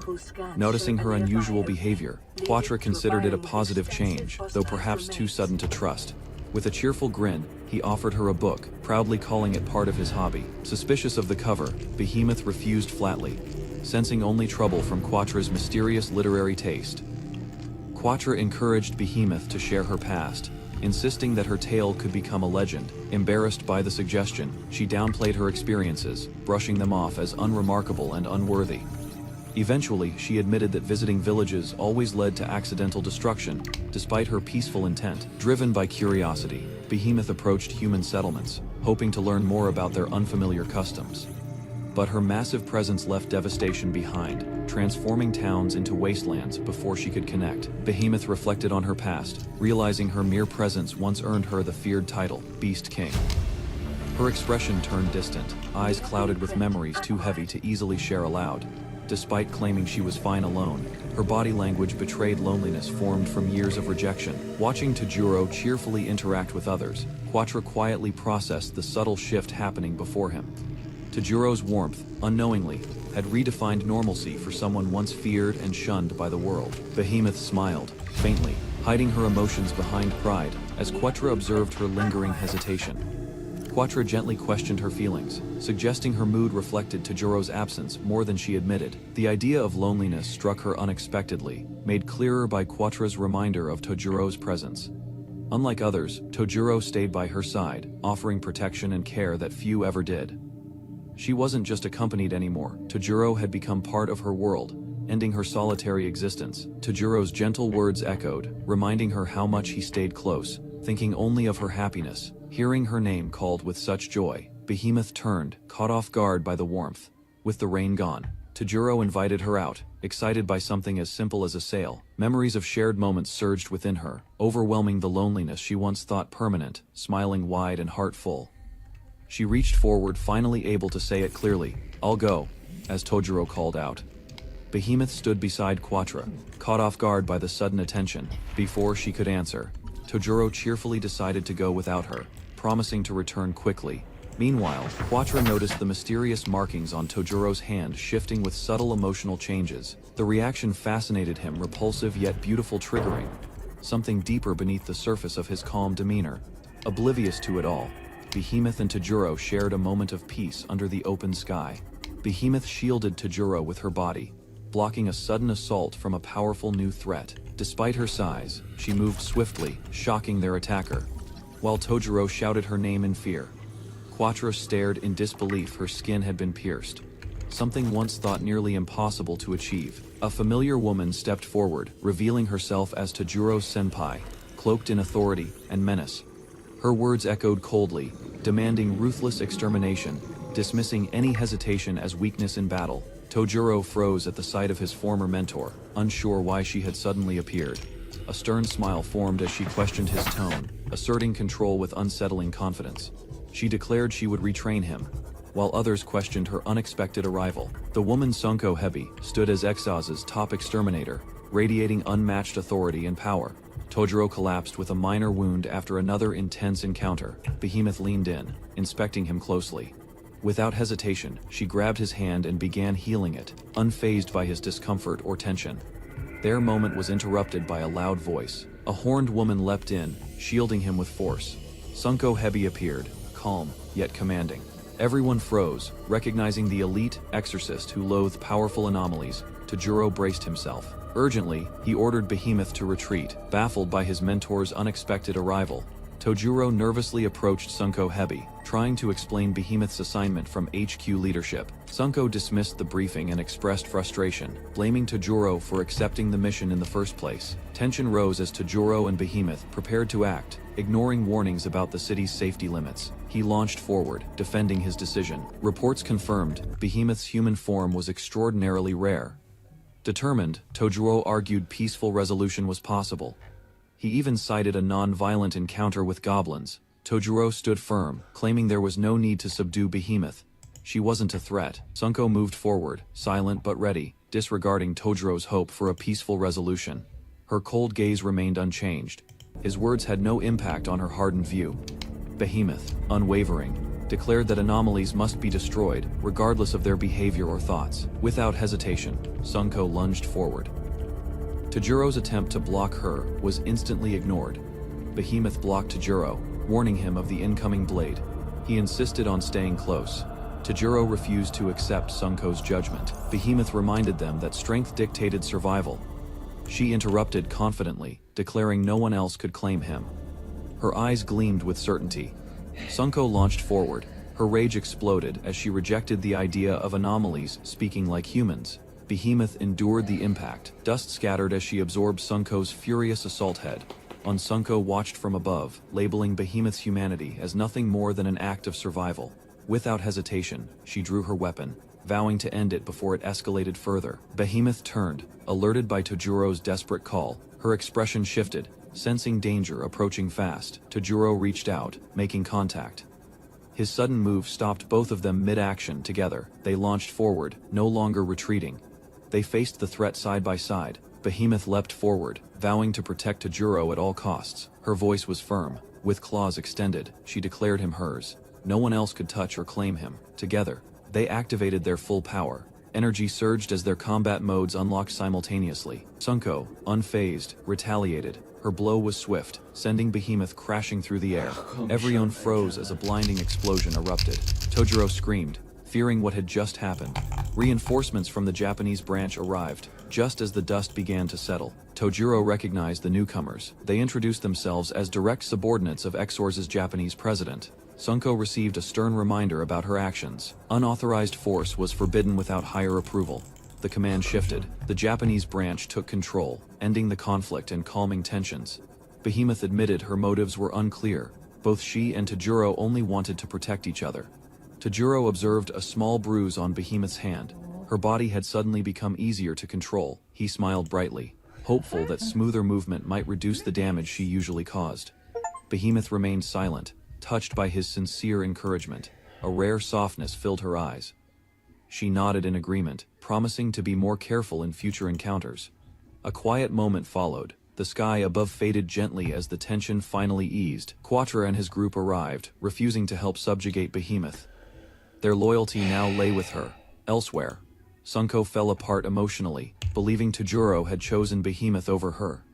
Tears streamed as she recalled their past. Memories of raising him made the betrayal worse. Others pointed out her obsessive affection. Even Tojuro seemed overwhelmed by her intense behavior. Calmly, Quattro suggested withdrawal. A peaceful discussion would be more productive than another exhausting conflict. A sudden emergency summons arrived from the EXE Japanese branch, catching everyone off guard. Worry spread quickly.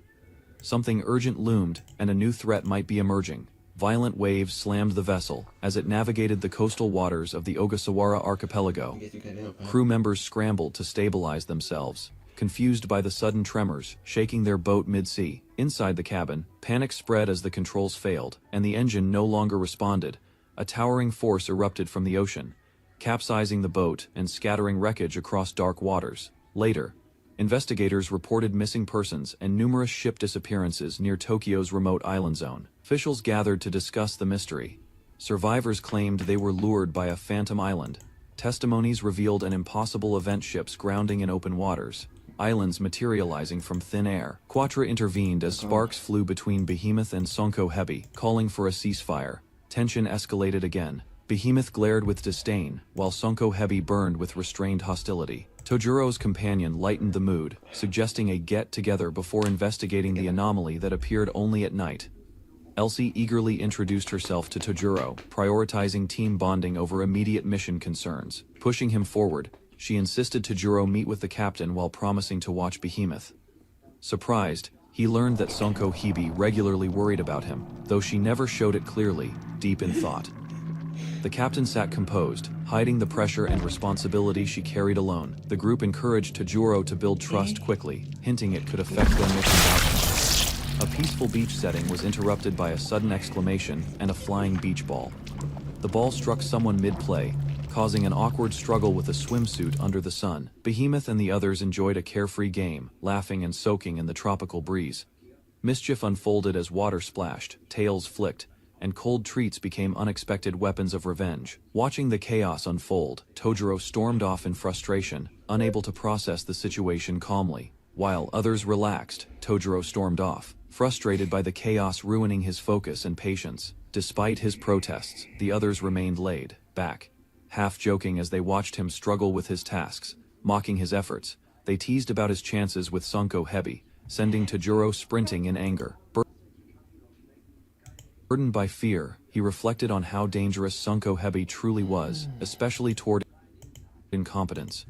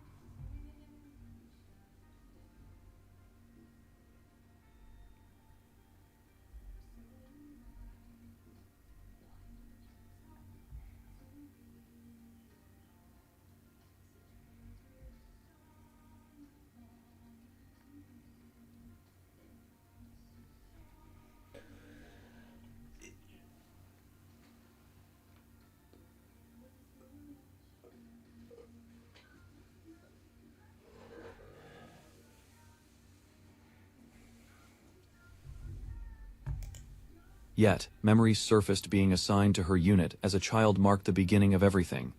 Tajuro recalled the strength she once showed him, her presence always giving comfort and safety. A familiar voice called his name, snapping him out of his thoughts with sudden tension. Seeing Sonko Hibi approach, he panicked, realizing their strained bond might affect the group. He nervously claimed he came for her, but she refused to join while Behemoth remained nearby. For a moment, her expression softened, betraying emotion behind her usually cold demeanor.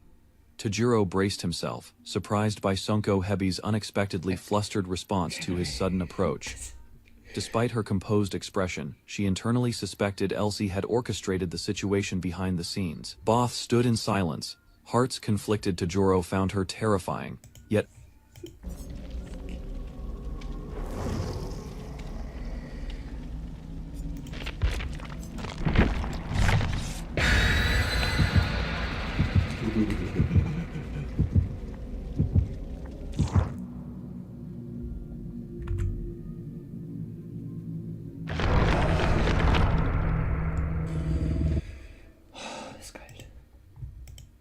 undeniably charming.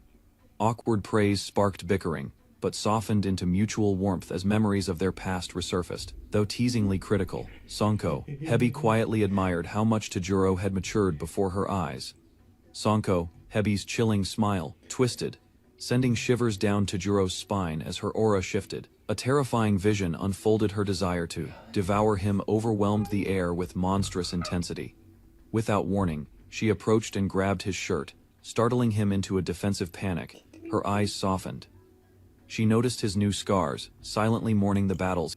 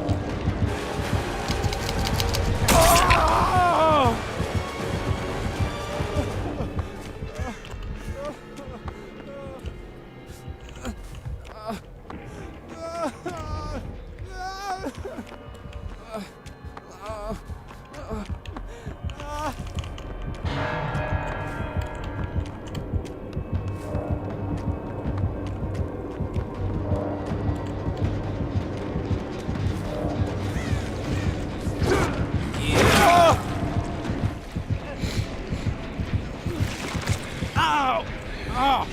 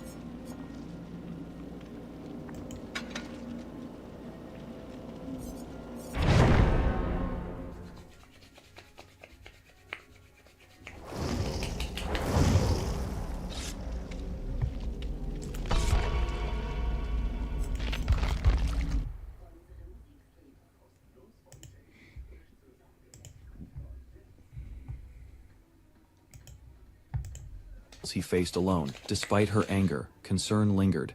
She couldn't accept his alliance with someone she deemed dangerous. Tajiro acknowledged the dangers they'd faced, accepting how brutal the front lines could truly be. His voice rose with conviction. He no longer wanted anyone, especially Sonko Hebi, to suffer or die. Sonko Hebi smiled softly, recognizing the same kindness in him, even if it felt naïve. She gently squeezed his shoulder, preparing to ground him in a harsher perspective. Her words cut deeper. His idealism, she warned, enabled threats that endangered countless innocent lives. Sonko Hebi held firm, believing killing anomalies was the only way to protect innocent lives. Nearby, Behemoth sensed a shift in the atmosphere, calling out as tension thickened. Suddenly the ground trembled beneath her.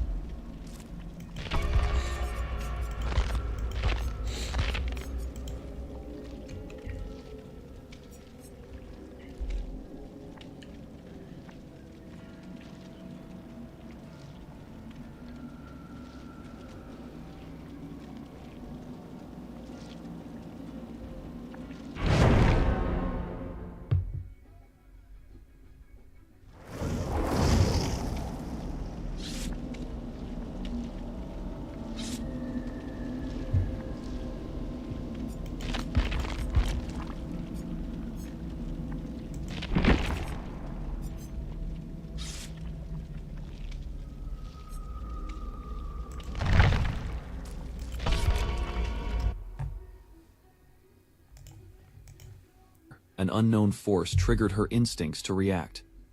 Elsewhere, Elsie noticed something unusual. An unfamiliar island had appeared beyond the horizon. Meanwhile, Sonko Hebe paused, unsettled by an aura she couldn't immediately identify.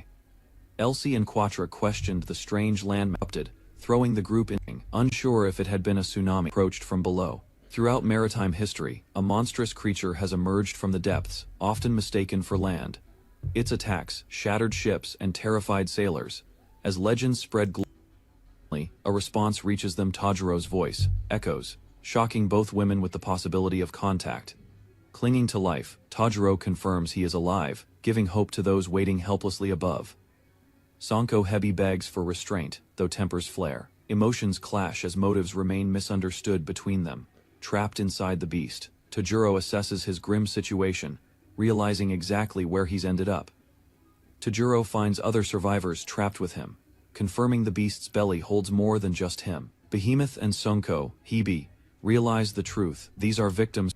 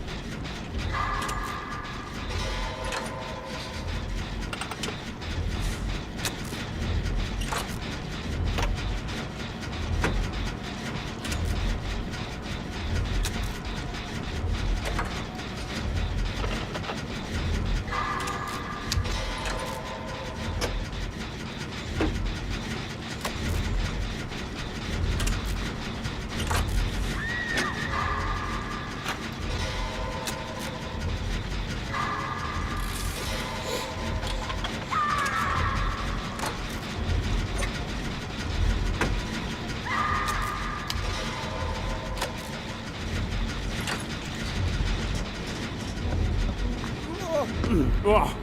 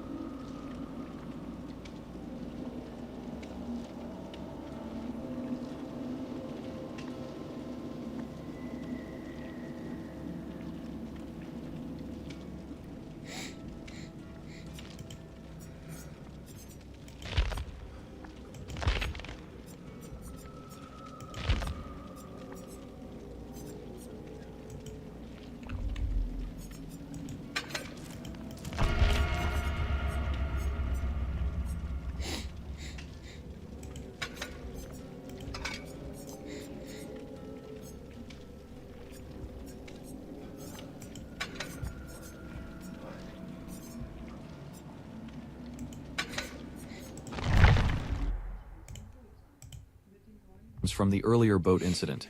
With urgency, Behemoth commits to rescuing them, making a direct assault now completely impossible. Tajuro pleads for a plan, hoping the beast can be subdued without inflicting serious damage. Doubt spreads. Restraining such a massive creature unharmed seems hopeless, until Behemoth notices something and hesitates. Behemoth dives with purpose, heading straight toward the beast's body, while Sonko Hebi watches closely. Despite the pain, she strikes again, pushing herself past exhaustion to protect those still inside. Breathing hard, she insists on saving Tajuro, reminding everyone he's still calling out for help. Sonko Hebi hesitates, questioning her assumptions. This creature is risking herself for someone else's life. Finally convinced, she accepts the truth and proposes a plan to carry out the rescue. Sonko Hebi takes command of the situation, making clear that Behemoth must follow her lead precisely. Though still harboring resentment, she acknowledges Behemoth's effort and questions the sincerity behind her change.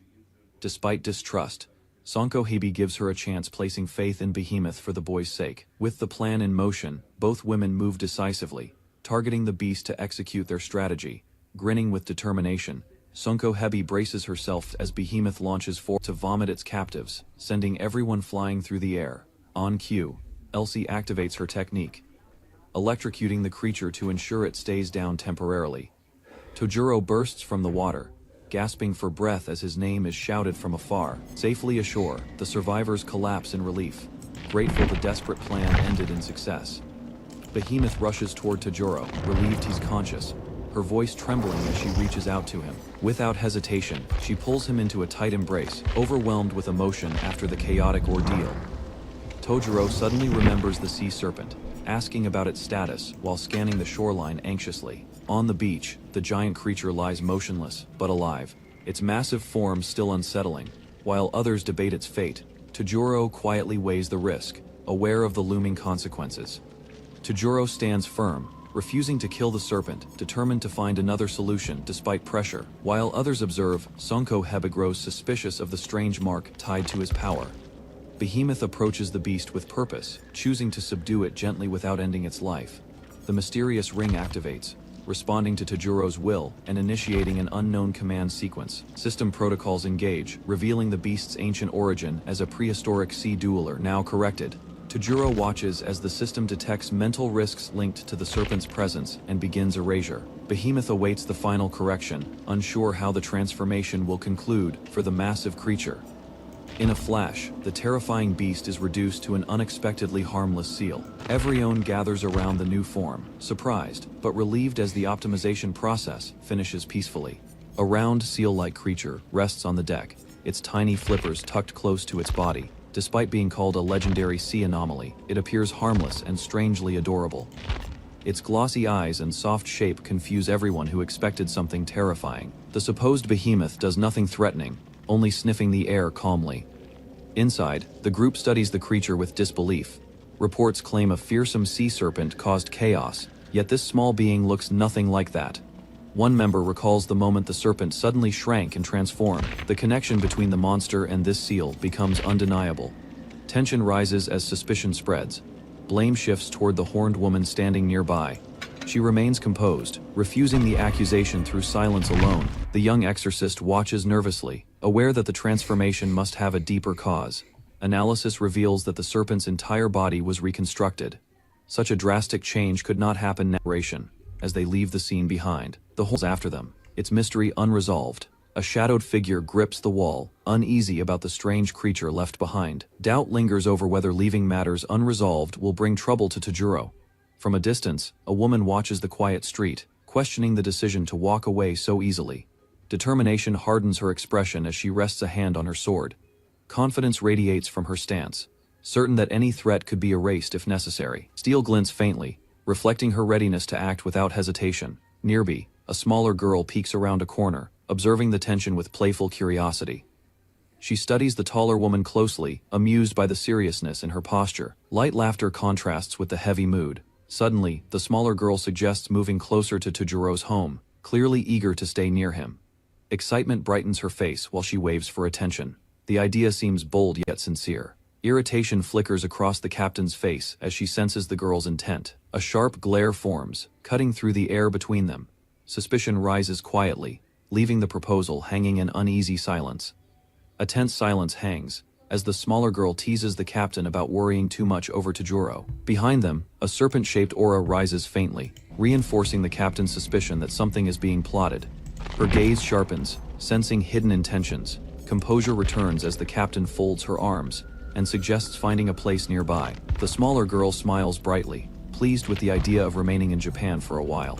Determination settles between them as the plan begins to take shape. Soon, they visit a real estate office. An agent presents property documents marked for special personnel. All three sit stiffly on the couch, their presence turning the simple meeting into something unusually intense. Discussion continues inside the office, while papers shuffle and polite smiles persist. The smaller girl appears delighted, clearly invested in the arrangement. Confusion briefly crosses another companion's face as he questions how events escalated so quickly. Frustration finally surfaces on the captain's face, her patience thinning.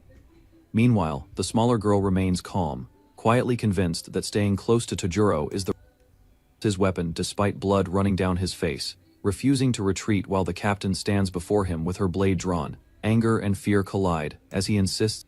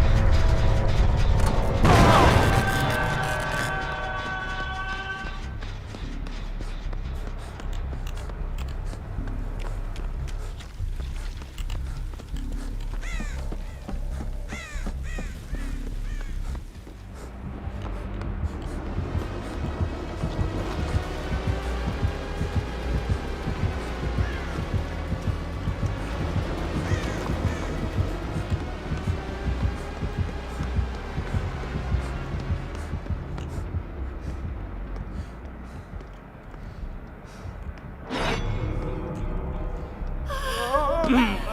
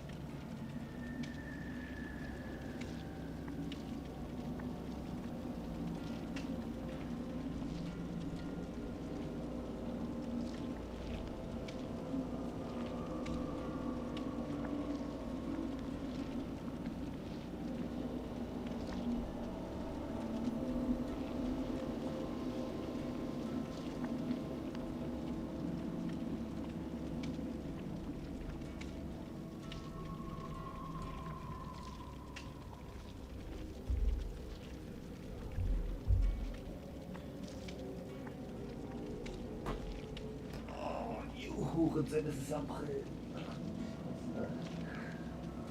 Mein Herz.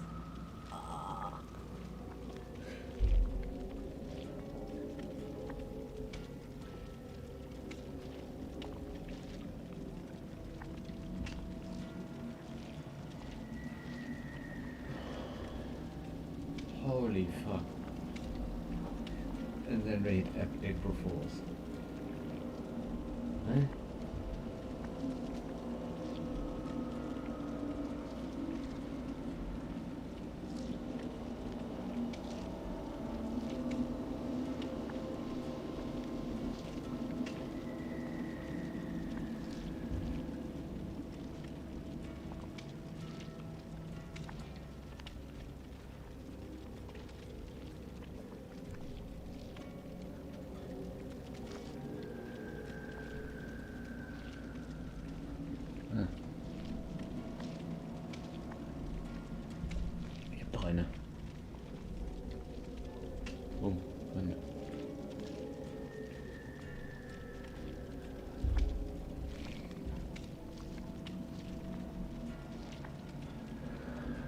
dieser Hurensohn. If you didn't, you let better Falls. Dieser Hurensohn. Ein schlechter April-Scherz. Ich dachte, die machen die Seite wirklich runter.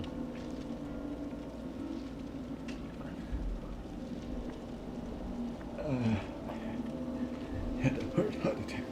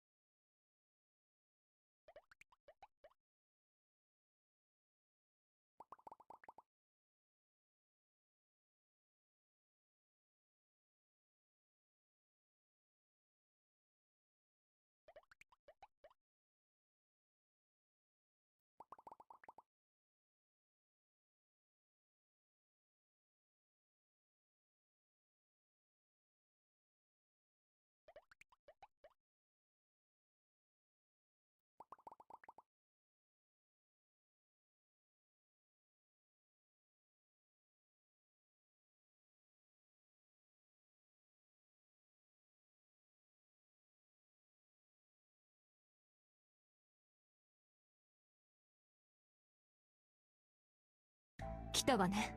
準備を整えたら早速任務に出るわよ。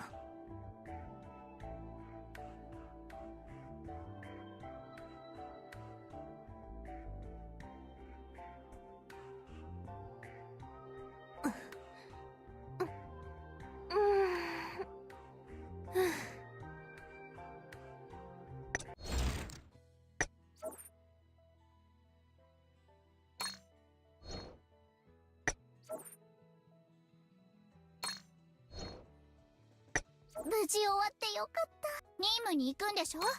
準備くらいとっくに終わってます。少し休憩しまし。いよいよ任務よ。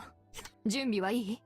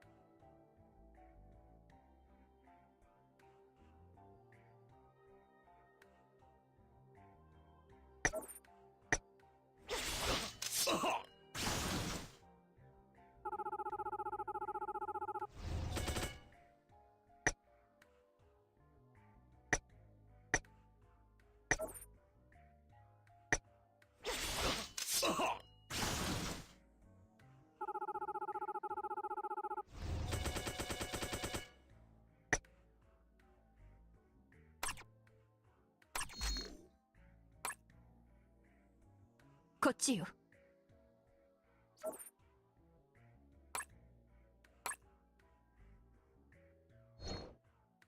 こんにちは。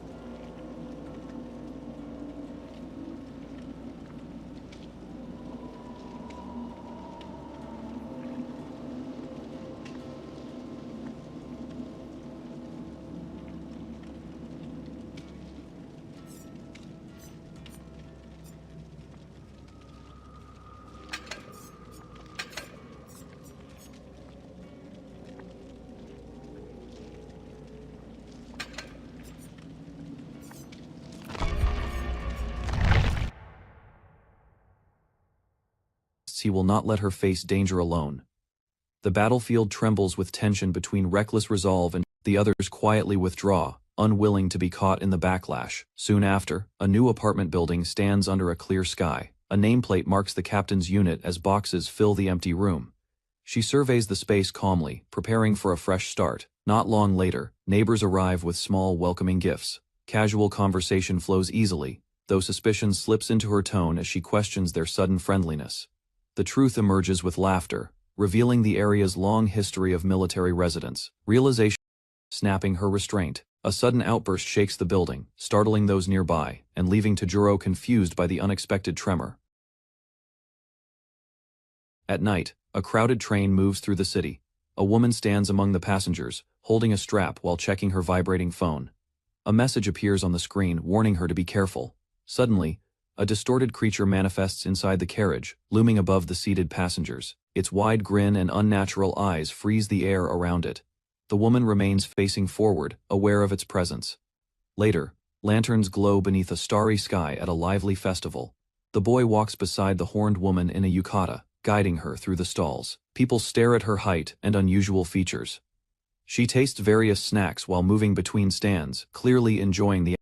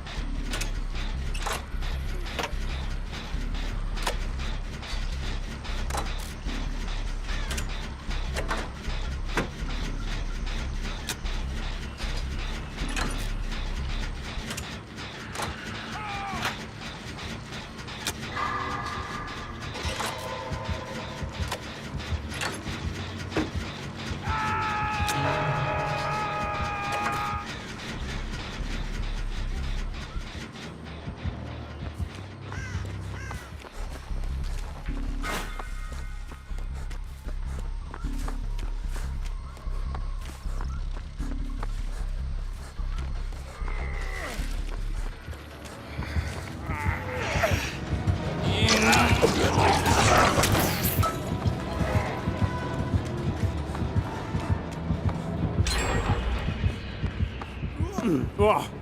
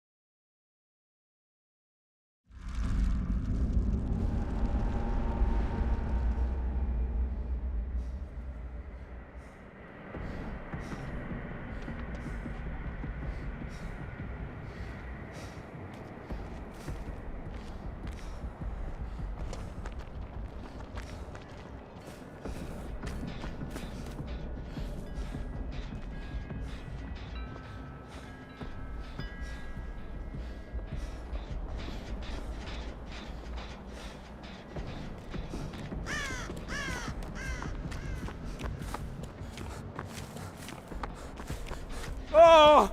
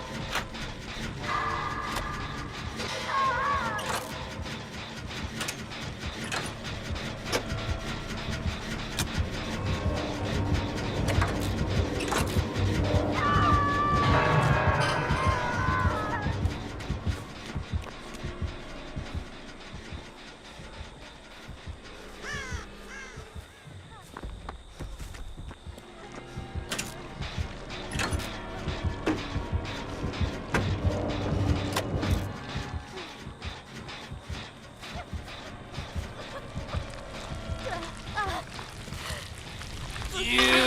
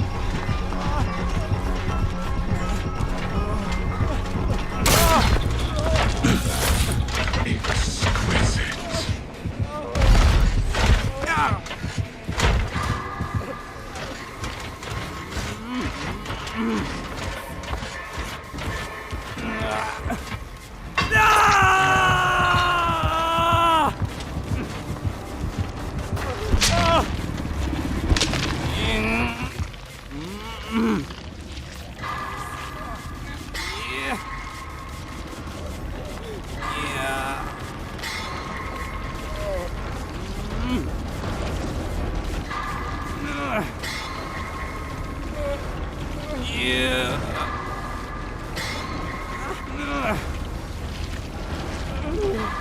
Yeah.